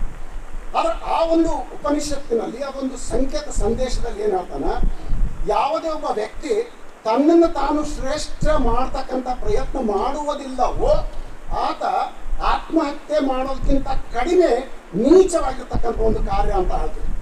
ಅದೇನು ಅಂದ್ರೆ ಶ್ರೀಮಂತ ಮಾಡೋದು ಅಂದ್ರೆ I should be better then what I am today, tomorrow I have to be better. Let us not compete with others. Let us not compete with other school. Let us compete with our own school, with the previous batch. ನಾನು ಹೋದ ವರ್ಷ ಕೋವಿಡ್ದಾಗ ಹ್ಯಾಂಗೆ ಕಲಿಸ್ತೀನಿ, ಈಗ ಹ್ಯಾಂಗೆ ಕಲಿಸ್ತೀನಿ. ನಾನು ನನ್ನ ಜೊತೆಗೆ ನಾನೇ ಸ್ಪರ್ಧೆ ಮಾಡಿಕೊಂಡು ಮೇಲ್ಮಟ್ಟಕ್ಕೆ ಬರ್ತದ್ದು ಭಾರತದ ಇಲ್ಲಿರ್ತಕ್ಕಂಥ ಸ್ಪರ್ಧೆ. ವೆಸ್ಟರ್ನ್ ಕಾನ್ಸೆಪ್ಟ್ ಆಫ್ ಸ್ಪರ್ಧೆ ಅಂದ್ರೆ ಒಬ್ಬರಿಗೆ ಸೋಲಿಸಿ ಗೆದ್ದಿರೋದು. ನಮ್ಮಲ್ಲಿ ಸೋಲಿಸುವುದಿಲ್ಲ. ನಮ್ಮಲ್ಲಿ ಯಾವಾಗಲೂ ಇರೋದಂತಂದ್ರೆ ನಾನು ನನ್ನ ಗತಕಾಲದ ನ್ಯೂನ್ಯತೆಗಳನ್ನು ತೆಗೆದು ಶ್ರೇಷ್ಠ ಮಟ್ಟಕ್ಕೆ ಹೋಗ್ತಕ್ಕಂಥ. ಅದಕ್ಕೆ ನಾವು ಸಂಸ್ಕೃತದಲ್ಲಿ ನಾವು ಶ್ರೇಯ ಅಂತ ಹೇಳ್ತೀವಿ. ಶ್ರೇಯ ಅಂತಂದರೆ ಎಕ್ಸಲೆನ್ಸ್, ಶ್ರೇಯ ಅಂತಂದರೆ ಪಿನಾಕಲ್, ಶ್ರೇಯ ಅಂತಂದರೆ ಝನಿತ್, ಶ್ರೇಯ ಅಂತಂದರೆ ಮ್ಯಾಸ್ಲೋ. ಯಾರು B.Edದಲ್ಲಿ ಓದಿರಿ ಮೋಟಿವೇಶನ್ನಲ್ಲಿ ಮ್ಯಾಸ್ಲೋ ಏನು ಹೇಳಿದ್ರೆ ಸೆಲ್ಫ್ ಆಕ್ಚುಲೈಸೇಷನ್ ಅಂತ ಹೇಳ್ತಾನೆ. ನೀನು ಹಿಟ್ಟಿಗೆ ಬೆಳಿಬೇಕು, ನಿನಗೊಬ್ಬ ಆದರ್ಶ ಆಗಬೇಕು ಅಂತಕ್ಕಂಥದ್ದು. ಆ ನಿಟ್ಟಿನಲ್ಲಿ ನಾವು ಹೊಸ ರಾಷ್ಟ್ರೀಯ ಶಿಕ್ಷಣ ನೀತಿಯಲ್ಲಿ ಬಂದಿರತಕ್ಕಂಥದ್ದು ಉಲ್ಲೇಖ. ಮೊದಲ 10+2+3 ಅಂತ ಹೇಳ್ತಿತ್ತು, ನಾನು ಆಳವಾಗಿ ಹೇಳೋದಿಲ್ಲ. ಅದಾದ ನಂತರ ನಾವು ಓದುವಾಗ 10+1 ಇತ್ತು, PUC ಒಂದೇ ವರ್ಷ ಇತ್ತು, ಆಮೇಲೆ 2 ಆಯಿತು, ಈಗ 5+3+3+4 ಆಯಿತು. ಈಗ ಬಹುಶಃ ಬರುವುದರಲ್ಲಿ ಹೈಯರ್ ಎಜುಕೇಷನಲ್ಲಿ ಗುಲ್ಬರ್ಗ ಅಲ್ಲ ಇಡೀ ಕರ್ನಾಟಕವೇ ಮುನ್ನಡಿಯಲ್ಲಿ ಹ್ಯಾಂಗೆ ಜಿಲ್ಲಾಧಿಕಾರಿಗಳು ಮತ್ತು DDP ಹೇಳಿದ್ದಾರೆ, we are the first state to implement NEP in true sense and spirit. ಆದರೆ ಸ್ವಲ್ಪ ಕನ್ಫ್ಯೂಷನ್ ಅಡೆತಡೆ ಆಗ್ಲಿಕ್ಕತ್ತವ. ಆದರೆ ಅಡೆತಡೆಯನ್ನು ತೆಗಿತಕ್ಕಂಥ ಒಂದು ಪ್ರಯತ್ನ ನಮ್ಮಲ್ಲಿ ಒಂದು ಸಾಮರ್ಥ್ಯ ಅದ. ಅದೇ ರೀತಿ ಮುಂದೆ ಬರುವ ದಿನಗಳಲ್ಲಿ ಬಹುಶಃ ಇದೇ ವರ್ಷ ಮಾಡಬೇಕು ಅಂತಂದಾರ, ಅದು ಚುನಾವಣೆ ವರ್ಷದ ಪ್ರಕ್ರಿಯೆ ಇದು ಏನಿದ್ರು ಸಹಿತ ಅದನ್ನು ಮಾಡ್ತಕ್ಕಂಥದ್ದು. ಈ ಮೊದಲ 5 ವರ್ಷ, ಅದಾದ ನಂತರ 3, ಅದಾದ ನಂತರ 3, ಅದು 4 ಅಂತಂದರೆ ಅಲ್ಲಿ ಬಹುಶಃ ಮುಂದೆ ಅದರ ಸಜೆಷನ್ ಪ್ರಕಾರ 10ನೇ ಪರೀಕ್ಷೆ ಬಹುಶಃ ಇರ್ಲಿಕ್ಕಿಲ್ಲ ಅಂತ ಬರೀ 12ನೇ ಪರೀಕ್ಷೆಗೆ ಒಂದು ಮಹತ್ವ ಕೊಡ್ತಾರೆ. ಮೊದಲನೇದು 5 ವರ್ಷ ಪುಸ್ತಕ ಫೆನ್ಸಿಂಗ್ ಹಿಲೇರಿಗತೆ ಇಷ್ಟೆಲ್ಲ ಹೊತ್ಕೊಂಡು ಹೋಗೋದು. ಇಂಡಿಯನ್ ರೈಲ್ವೇಸ್ನಾಗ ಲೆಸ್ ಲಗೇಜ್ ಮೋರ್ ಕಂಫರ್ಟ್ ಅಂತ ಒಂದು ಹೇಳಿಕದ. ಸೊ ಈ ಲಗೇಜ್ ಇರ್ಲಾರ್ದೇ ಕಲಿಸ್ತಕ್ಕಂಥದ್ದು ಚಟುವಟಿಕೆ ಮುಖಾಂತರ ಕಲಿಸ್ಬೇಕು. ರಾಷ್ಟ್ರೀಯ ಶಿಕ್ಷಣ ನೀತಿಯಲ್ಲಿ 4 ಶಬ್ದಗಳು ಬಹಳ ಅದ. ಸ್ಟೆಮ್ ಅಂತ, ನಾವು ಸ್ಟೆಮ್ ಅಂತಂದ್ರೆ ಈ ಪ್ಲಾಂಟಿನ ಸ್ಟೆಮ್ ಅಲ್ಲ. ಸ್ಟೆಮ್ ಅಂತಂದ್ರೆ ಸೈನ್ಸು, ಟೆಕ್ನಾಲಜಿ, ಇಂಜಿನಿಯರಿಂಗು ಮತ್ತು ಮ್ಯಾಥಮೆಟಿಕ್ಸ್. ಸ್ಟೆಮ್ ಅಂದರೆ science, technology, engineering and mathematics. The are the cardinal principles of NEP. ನಮ್ಮಲ್ಲಿ ಸಾಕ್ಷರತೆ ಮತ್ತು ಶಿಕ್ಷಣ, ವಯಸ್ಕರ ಶಿಕ್ಷಣ ಅಂತ ನಾವು ಹೇಳ್ತೀವಿ. ಈ ಸಾಕ್ಷರತೆ ಮಟ್ಟ ಹೋಗ್ಬೇಕಾಗಿತ್ತು ಅಂದರೆ ಪ್ರಾರಂಭದ ಹಂತದಿಂದನೇ ಸರ್ ಅವರು ಹೇಳಿದರು, ಮೇಡಮ್ ಅವರಾಗಲೇ ಹೇಳಿದ್ರು, ಅಕ್ಷರ ಜ್ಞಾನ ಮತ್ತು ಅಂಕಿ ಜ್ಞಾನ ಇವು 2 ಬಂದಾಗ ಮನುಷ್ಯ ತನ್ನನ್ನು ತಾನು ಸ್ವಾವಲಂಬಿ ಆಗಲಿಕ್ಕೆ ಪ್ರಯತ್ನ ಮಾಡ್ತಾನೆ. ಇವತ್ತಿಗೂ ಸ್ನೇಹಿತರೆ, ನೀವು ಯಾರಾದರೂ ಯಾದಗಿರಿ ಸ್ಟೇಟ್ ಬ್ಯಾಂಕ್ ಆಫ್ ಇಂಡಿಯಾದಾಗ ಹೋಗಿ 1st to 3rd ತನಕ ಹೋಗಿ ಇದ್ದಾಗ ಯಾವುದೋ ಒಬ್ಬ ಹೆಣ್ಮಗಳು ಬರ್ತಾಳೆ, ಒಬ್ಬ ಅಜ್ಜ ಬರ್ತಾನೆ, ಕೊಟ್ಟು ಏಯಪ್ಪ ಇದ್ರ ಮೇಲೆ ಬರೀ ಎಷ್ಟು ಬರೀಬೇಕು, ಪಾಸ್ಬುಕ್ಕಲ್ಲಿ ಎಷ್ಟದ ಬರೀ, ನಿನ್ನ ಅಕೌಂಟ್ ನಂಬರ್ ಏನದ, ಏಯಪ್ಪ ನನಗೇನು ಗೊತ್ತದಕ್ಕಿಲ್ಲ ಅದನ್ನು ಬರೀ, ಮತ್ತು ಏನು ಹೇಳಬೇಕು, ಅವ 500 ಬರ್ದ 5,000 ಬರ್ದು ಏನು ಬರ್ದಕ್ಕೆ ಗೊತ್ತಾಗೋದಿಲ್ಲ. ಹೆಬ್ಬಟ್ಟು ಹೋಗ್ತಾಳೆ, ರೊಕ್ಕ ತೊಗೊಂಡು ಹೋಗ್ತಾಳೆ. ಅಸ್ತಿತ್ವ ಅಂತ ಏನು ಹೇಳ್ತೀವಲ್ಲ ನಾವು, ಅಸ್ತಿತ್ವ. ಯಾವ ವ್ಯಕ್ತಿಗೆ ಆ ಒಂದು ಅಕ್ಷರ ಜ್ಞಾನ ಅಂಕಿ ಜ್ಞಾನ ಗುರುತಿಸ್ತಕ್ಕಂಥದ್ದು, ಅವರು ಕುರುಡರಿದ್ರೂ ಸಹಿತ, ದೃಷ್ಟಿ ಇದ್ರೂ ಸಹಿತ ಕುರುಡು. ಅದು ನಮ್ಮಲ್ಲಿ ಕೆಲವರು ಏನದಂದ್ರೆ ದೃಷ್ಟಿ ಅದ ಆದ್ರೆ ಕುರುಡ್ರಿಗೆ, ಅವರಿಗೆ ದೃಷ್ಟಿ ಇಲ್ಲ ಆದ್ರೆ ಅವರಿಗೆ ಕನಸದ. ನಮ್ಮಲ್ಲಿ ದೃಷ್ಟಿ ಇಲ್ಲ ಅವ್ರಿಗೆ ಕನಸಿಲ್ಲ, ಕನಸು. ಈ ಕನಸನ್ನು ತರಬೇಕಾಗಿತ್ತು ಅಂದರೆ ಈಗ ದೃಷ್ಟಿ ಹೋಯ್ತು ಅಂದ್ರೆ ಕ್ಯಾಟ್ರಾಕ್ಟ್ ಏನು ಮಾಡ್ತಾರಲ್ಲ ಹಂಗೆ ಆಪರೇಷನ್ ಮಾಡ್ತಕ್ಕಂಥದ್ದು. ಸೊ ಸಾಕ್ಷರತೆ, ಅಕ್ಷರ ಜ್ಞಾನ, ಅಂಕಿ ಜ್ಞಾನ ತರ್ತಕ್ಕಂಥದ್ದು ಇದರ ಮೊಟ್ಟ ಮುಂದಿನ ಬುನಾದಿ. 2ನೇದಾಗಿ ಪ್ರಮುಖವಾಗಿ ಯಾಕೆ ಬದಲಾವಣೆ ಬಂತು ಅಂತ ನಾನು ಕೆಲವು ಅಂಶಗಳನ್ನು ತಮ್ಮೆದುರಿಗೆ ಹೇಳಲಿಕ್ಕೆ ಪಡ್ತೀನಿ. Sir any one of you can come on the stage. ಒಬ್ಬರು ಬರೀ ಯಾವ ಬರ್ತೀನಿ ಬರ್ರಿ ಸರ್. ನಿಮ್ಮ ಹೆಸರು ವಿಹಾರೆ ಮಕ್ಕಳು ಯಾವ ಸ್ಕೂಲ್? ಗೌರ್ಮೆಂಟ್ ಜೀವನದ ನಾನೇ ಗೌರ್ಮೆಂಟ್ ಎಂಪ್ಲಾಯ್ಸ್ ಹುಡುಗ ಗರ್ಲ್ಸ್ ಯಾಕೆ ಗರ್ಲ್ಸ್ ಕಾಲೇಜ್. ಯಾವ ಕ್ಲಾಸ್? Primary school. ಶಿಕ್ಷಣ ಅಂದರೆ ಏನು? ಶಿಕ್ಷಣ ಎಲ್ಲ ಮಕ್ಕಳಿಗೆ ಕೊಡ್ತೇವೆ. ಅಲ್ಲಿ ಅದೆಲ್ಲ ಶಿಕ್ಷಣ ನಾವು ಕೊಟ್ಟಿದ್ದೇವೆ ನಂಬರ್ ಪ್ರಯತ್ನ ಬೇಕು. What is education? ಶಿಕ್ಷಣ ಅಂದ್ರೇನು? ನಾಲೆಜ್, ತಾಲೀಮ್ ಅಂದ್ರೇನು? ಅರಿವು, ನಾಲೆಜ್. ಅರಿವು, ನಾಲೆಜ್. ನಾಲೆಜ್ ಇತ್ತಂದ್ರೆ ತಿಳುವಳಿಕೆ. ನಾಲೆಜ್ ಇದ್ದಿಲ್ಲಂದ್ರೆ ನಾಲೆಜ್ ಪ್ರಾಕೃತಿಕವಾಗಿ ಬಂದಿರ್ತದೆ ಸರ್. ಬಂದಿರ್ತದೆ. Very good. ಮತ್ತು ಬಂದಿತ್ತಂದ್ರೆ ನಾನು ನಾವೇನು ಅಂತದ ಅಂದ್ರೆ ಕೊಟ್ಟಿದ್ದೀವಿ ಮಾರ್ಗದರ್ಶನ ಕೊಡಬೇಕು ಅವ್ರಿಗೆ. ಮಾರ್ಗದರ್ಶನ ಅಂದ್ರೆ ನಾವು ಕಲ್ಸೋದಿಲ್ಲ, ದಾರಿ ತೋರಿಸೋದು. ಯಾರಿಗೆ ನಾವು ಏನು ಕಲಿಸೋದು ಆಗೋದಿಲ್ಲ ಸರ್. ಅವ್ರು ತಲೆ ಒಳಗೆ ದೇವ್ರು ಕೊಟ್ಟಿರ್ತಾರೆ, ನಾವು ಅದಷ್ಟು ಮಾರ್ಗದರ್ಶನ ಕೊಡಬೇಕು ಅಷ್ಟೇ. ಓಹೋ ವೆರಿ ಗುಡ್. ನೀವು ಬಿಟ್ ಕ್ಲಾಪ್. ಇದೇ ಡೆಫಿನೇಷನ್ ನೀವು ಹೇಳಿದ್ದು ಸ್ವಾಮಿ ವಿವೇಕಾನಂದ ಒಂದು ರೀತಿಯಲ್ಲಿ ಹೇಳಿದ್ರು. ಅದು ಯಾರು ಹೇಳ್ಬೋದಾ? ಸರ್ ಹೇಳಿದ್ರೆ ಇನ್ನೊಂದು ನಂಬೋದಿಲ್ಲ. ಯಾರು ಹೇಳಿರ್ತಾರಲ್ಲ ಹಿರಿಯರು, ಅದ್ರ ಮೇಲೆ ನಡೀತದೆ. ನಾನು ಹೇಳೋದು ನಾವೇನು ಕಲ್ಸೋದಿಲ್ಲ, ಎಲ್ಲ ದೇವ್ರು ಕಳ್ಸ್ಯಾರ, ಅವನಿಗೇನು ಕಲ್ಸೋದು ಬೇಕಾಗಿಲ್ಲ ಅಂತ ಹೇಳಿದ್ದು. ಇದೇ ತತ್ವವನ್ನು ಸ್ವಾಮಿ ವಿವೇಕಾನಂದರು ಒಂದು ಎಜುಕೇಷನ್ ಡೆಫಿನೇಷನ್ ಹೇಳಿದಾರೆ. ಅದು ಬರ್ಬೋದಾ, ಹೇಳ್ಬೋದಾ? ಅಥವಾ ಬೇರೆ ಎಜುಕೇಷನ್ ಹೇಳ್ಬೋದಾ? ಹೇಳ್ರಿ ಹೇಳ್ರಿ.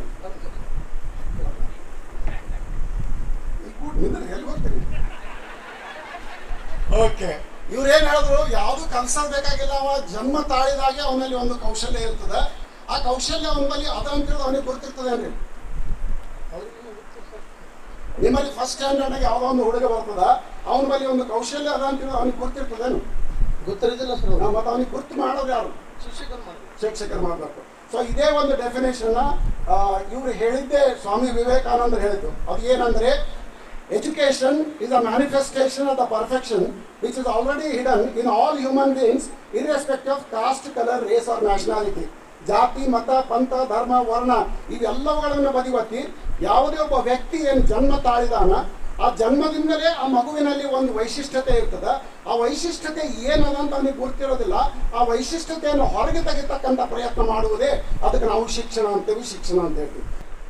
ಇಲ್ಲಿ ಒಂದು ಸಂಸ್ಕೃತಿ, ಒಂದು ತತ್ವ, ಸಾಮಾಜಿಕರಣ ಪರಂಪರೆ ಹೆಂಗೆ ಬಳಸ್ತದೆ ಅಲ್ಲಿ. ಈಗ ನಾನು ಏನು ಹೇಳಿದ್ರು, ನೀವು ಮಾಡ್ತೀರಿ ಅನ್ನೋ 30 ಮಾಡ್ತೀವಿ ಅಂದ್ರಿ. ಅದನ್ನು ನಿಮ್ಮ ಮಾತೃಭಾಷೆಯಲ್ಲಿ ನಿಮ್ಮ ಒಂದು ಸಂಸ್ಕೃತಿಯ ಪ್ರಕಾರ ಏನು ಹೇಳಬೇಕು ಅದು ಹೇಳಿ. ಸರ್ ಹೇಳ್ರಿ, ನಾನು ಅರ್ಥನೇ ಇರ್ತೇನೆ ಸರ್. ಈಗ ಫಾರ್ ಎಕ್ಸಾಂಪಲ್ ನಾನು ಉರ್ದು ಮಾತಾಡ್ತೀನಿ, ನನಗೆ ಬರ್ತದೆ ಉರ್ದು ನನ್ನ ಮಾತೃಭಾಷೆ. ಪ್ರಾರಂಭದಿಂದ ನನಗೆ ಅದು ಉರ್ದು ಸಂಸ್ಕೃತಿಯಲ್ಲಿ ಬರ್ತೀನಿ. ಈಗ ನನಗೇನು ಹೇಳಿದ್ರಲ್ಲ, ಅದನ್ನು ನೀವು ಇನ್ನೊಬ್ಬರು ನಿಮ್ಮ ಮನೆಗೆ ಯಾರಿಗೇನು ಹೇಳ್ದಂಗೆ ಅಥವಾ ಹಿರಿಯರಿಗಳು ಉರ್ದುದಾಗ ಹೇಳಿದಾಗ ಏನು ಹೇಳ್ತೀವಿ? इंशाल्लाह मैं कोशिश करता रहूँगा आखिर उम्मीद तक. ಅರ್ಥ ಏನಂತಂದ್ರೆ, ನಾನು ಪ್ರಯತ್ನ ಬಿಡೋದಿಲ್ಲ, ಪ್ರಯತ್ನ ಮಾಡ್ತೀನಿ. ಫಲ ಕೊಡುವುದು ನನ್ನ ಕೈಯಾಗಿಲ್ಲ, ಫಲದ. ಅದನ್ನೇ ನಾವು ಕರ್ಮಣ್ಯ ವಾದಿ ಕಾರ್ಯಸನ ಫಲ ಅಂತ ಹೇಳ್ತೀವಿ. Do your duty first, let us not bother about the fruit ಅಂತ. ಇದು ಸಾಮಾನ್ಯವಾಗಿ ನಾವು ಶಿಕ್ಷಕರಾಗಿ ಮೌಲ್ಯ ನಿರಪೇಕ್ಷತೆ ಇರ್ತಕ್ಕಂಥದ್ದು ಒಂದು ಅತ್ಯಂತ ಪ್ರಮುಖವಾದದ್ದು. ಯಾವುದೇ ಜಾತಿ ಧರ್ಮ ಇರಲಿ, ಎಲ್ಲರನ್ನ ಸಮಾನವಾಗಿ ನೋಡ್ತಕ್ಕಂಥದ್ದು ಒಂದು ನಮ್ಮಲ್ಲಿ ಇರಬೇಕು.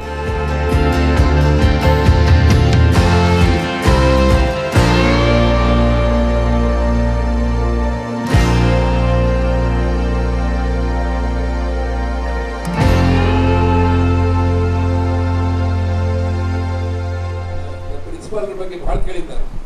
I wanted to meet him and see him. I am blessed to speak all. Sudhakar ಅವರ ಎಂಥೂಸಿಯಾಸಮ್ ನೋಡಿದೆ. ಏನೋ ಸುಧಾಕರ್ ಒಬ್ಬರಿಗೆ ಎಂಥೂಸಿಯಾಸಮ್ ಅಂತ ತಿಳ್ಕೊಂಡೆ. But I went round the campus. The two girls who took me to be were more enthusiastic than Sudhakar. And then I met many teachers on the road. Also they were all smiling beautifully. Okay. ಎಲ್ಲೇ teachers smile ಮಾಡ್ತಾರೋ ಅಲ್ಲೇ institution ಅದ್ಭುತ ಆಗ್ತದೆ. Very very important. So first teacher ಆಗಬೇಕಂತ ಕಲಿಯೋದು ಏನಪ್ಪಾ ನಾವು ಅಂತಂದ್ರೆ, ಎಲ್ಲಾರನ್ನೂ ನೋಡಿ ಸ್ಮೈಲ್ ಮಾಡೋದು. ಒಳಗೆ ಅಷ್ಟರ ಶಿಫ್ಟ್ ಇಲ್ಲ ಅವ್ರ ಮೇಲೆ, ಹೊರಗಿಂದ ಸ್ಮೈಲ್ ಮಾಡೋದು ಟೀಚರ್ ಗುಣ. ಓಕೆ. ಬಟ್ ಭಾಳ ಚಲೋ ಟೀಚರ್ ಆದ್ರೆ ಅವ್ರು ಯಾರ ಮೇಲೂ ಸಿಟ್ಟು ಇರೋದಿಲ್ಲ. ಅಂಥವ್ರಿಗೆ ನಾವು ಟೀಚರ್ಸ್ ಅಂತ ಹೇಳ್ಬೋದು. ಉಳಿದವರೆಲ್ಲ ಸಮಾಜದಾಗ ಏನಿಗೆ ಹೆಂಗಿರ್ತಾರೆ, ಎಲ್ಲರೂ ನೋಡಿ ಅವ್ರು ಕಾಂಪಿಟೇಷನ್ ಮಾಡ್ತಿರ್ತಾರೆ.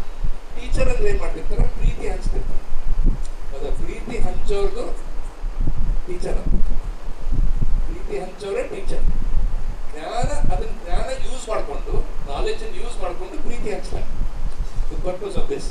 ಸೊ ಇಲ್ಲೊಂದು ಹೈಯರ್ ಎಜುಕೇಶನ್ ಅಂತ ಬರ್ದೇನೆ. ರೈಟ್, ಇದು ಏನು ಪಿಕ್ಚರ್ ಇದು ರಾತ್ರಿ ಹೊತ್ತು.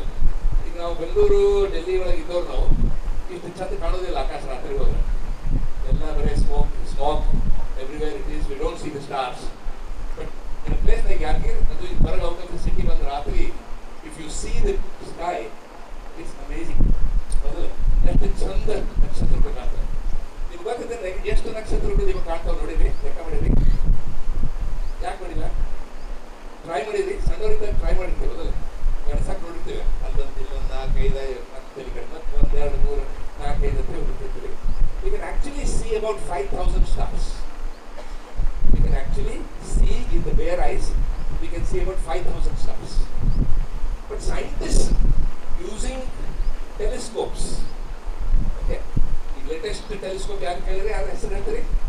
ಹೇಳಿದ್ರೆ ನಾನು ಸ್ಟೇಜ್ ಬೇಕಾದ್ರೆ ನೀವು ಖಾಲಿ ಕೊಡ್ತೀನಿ. Latest telescope in the world, okay, which has been put only a few months ago, I mean about a year ago. Anybody knows the name of the latest telescope? ಇಲ್ಲ. ಓಕೆ, ಸುಮ್ಮನೆ try ಮಾಡಿದ್ರು. Okay, ನಾನು ಇದು answer ಗೊತ್ತಿದೆ ನಿಮಗೆ ಹೇಳಿ. Okay, it is called as the James Webb telescope, and it is a web, I mean it's a telescope not on the ground but in a satellite. ಯಾಕಂದ್ರೆ ಇಲ್ಲಿ ground atmosphere disturb ಮಾಡ್ತಿರ್ತಾರೆ stars ನೋಡಕ್ಕೆ. So ಅದು disturb ಆಗಬಾರ್ದಂತ ಹೊರಗೆ ಹೋಗಿ satellite ಇಂದ telescope. It is not a normal telescope ಇಲ್ಲಿ ನಮ್ದಿರ್ತಿಲ್ಲ lens ಹಾಕಿ ನಾವು ಟೆಲಿಸ್ಕೋಪ್ ಇಲ್ಲಿ ಹಂಗಿರಂಗಿಲ್ಲ. It's electromagnetic telescope. ನಿಮಗೆ ಅದ್ರ ಬಗ್ಗೆ ನಾವು ಮಾತಾಡೋದಿಲ್ಲ, ಬಟ್ ಅದೆಲ್ಲ ಟೆಲಿಸ್ಕೋಪ್ ನೋಡಿ. ಇನ್ನೊಂದು ಹಬಲ್ ಟೆಲಿಸ್ಕೋಪ್ ಅಂತಂದ್ರೆ ಈ ಒಂದು 5-6 ವರ್ಷ ಹೋಗ್ತಿದೆ. ಹಬಲ್ ಟೆಲಿಸ್ಕೋಪ್ ಒಂದಿಬ್ಬರು ಹಿಂಗೆ ತಲೆ ಹಾಕಿರ್ಕೋಬೇಕು ಹಬಲ್ ಟೆಲಿಸ್ಕೋಪ್ ಕೇಳೋಣ. Okay, but James web telescope ಅಂತ ಲೇಟೆಸ್ಟ್ ಟೆಲಿಸ್ಕೋಪ್. ಇದನ್ನೆಲ್ಲ ನೋಡಿ ನಾವು ಎಷ್ಟು ನಕ್ಷತ್ರ ಕಂಡಿದ್ದೇವೆ ಅಂತಂದ್ರೆ we have up to now identified 2.2 billion stars. 1 billion ಅಂದ್ರೆ ಎಷ್ಟು ಗೊತ್ತೈತಿ? 1,000 ಕೋಟಿಗೆ, I mean 100 ಕೋಟಿಗೆ 1 billion. Yeah? Yeah. The last one, sir, to tell you, April 31st of 2022 was the last one which was identified. It is named as Erendale. This is the farthest star we have seen. ಬಹಳ ದೂರ star. ಎಷ್ಟು ದೂರ? ಧಾರವಾಡಕ್ಕಿಂತ ದೂರ, ಬೆಂಗಳೂರಿಗಿಂತ ದೂರ, ಅಮೆರಿಕಾಗಿಂತ ದೂರ, ಚಂದ್ರನಿಗಿಂತ ದೂರ, ಸೂರ್ಯನಿಗಿಂತ ದೂರ. ಎಷ್ಟು ದೂರ ಅಂತಂದ್ರೆ 28,000 million light years. 28,000 million light years. 1 billion ಅಂದ್ರೆ 10 ಲಕ್ಷ. ಸೊ 28,000 ದಶಲಕ್ಷ ಲೈಟ್ ಇಯರ್ಸ್ ದೂರ. ಯಾರು ಕಂಡಿದ್ದಾರೆ ಅಂದ್ರೆ ಇದೆ 5-6 ಫುಟ್ ಮಂದಿ. ನಾವಿರೋದು 5-6 ಫುಟ್. ಓಕೆ, ಕಂಡು ಹಿಡಿದ ನಕ್ಷತ್ರ 28,000 million light years away. And what it means is, ಒಂದು ಲೈಟ್ ಇಯರ್ ಅಂದ್ರೆ ಗೊತ್ತಿರಬೇಕು ಅವರಿಗೆ, ಕೆಲವರು ಗೊತ್ತಿರ್ಲಿಕ್ಕಿಲ್ಲ. How many of you know what is a light year? ಕೈ ಎತ್ತರಿ. Very good. 1, 2 ಅವ್ರಿಗೆ ಅಂತ ನಿಂತು ಕೈ ಎತ್ತರಿ. ಇಲ್ಲದಲ್ಲ. So, 1, 2 ಕೈ ಎತ್ತವ. Very nice, very glad. So I'll tell you what is a light year. It's very interesting to know what is a light year. Light ಅನ್ನೋದು ಎಷ್ಟು fast ಹೋಗ್ತೈತಿ? Very nice, very nice. ಏನು ಹೇಳಕತ್ತಾರ? ವೆರಿ ಗುಡ್, ಕರೆಕ್ಟ್ ಹೇಳಿದ್ರು. 1 ಸೆಕೆಂಡಿಗೆ light ಅನ್ನೋದು 3 lakh kilometre ಹೋಗ್ತದೆ. ಹೇಳಿ ಎಲ್ಲರೂ ಸೇರಿ ಎಷ್ಟು ಲಕ್ಷ ಕಿಲೋಮೀಟರ್ ಹೋಗ್ತದೆ? 3 ಲಕ್ಷ ಕಿಲೋಮೀಟರ್ ಹೋಗ್ತದೆ ಲೈಟ್ 1 ಸೆಕೆಂಡಿಗೆ. ಸೊ 1 ಮಿನಿಟಿಗೆ ಎಷ್ಟು ಹೋಗ್ತದೆ?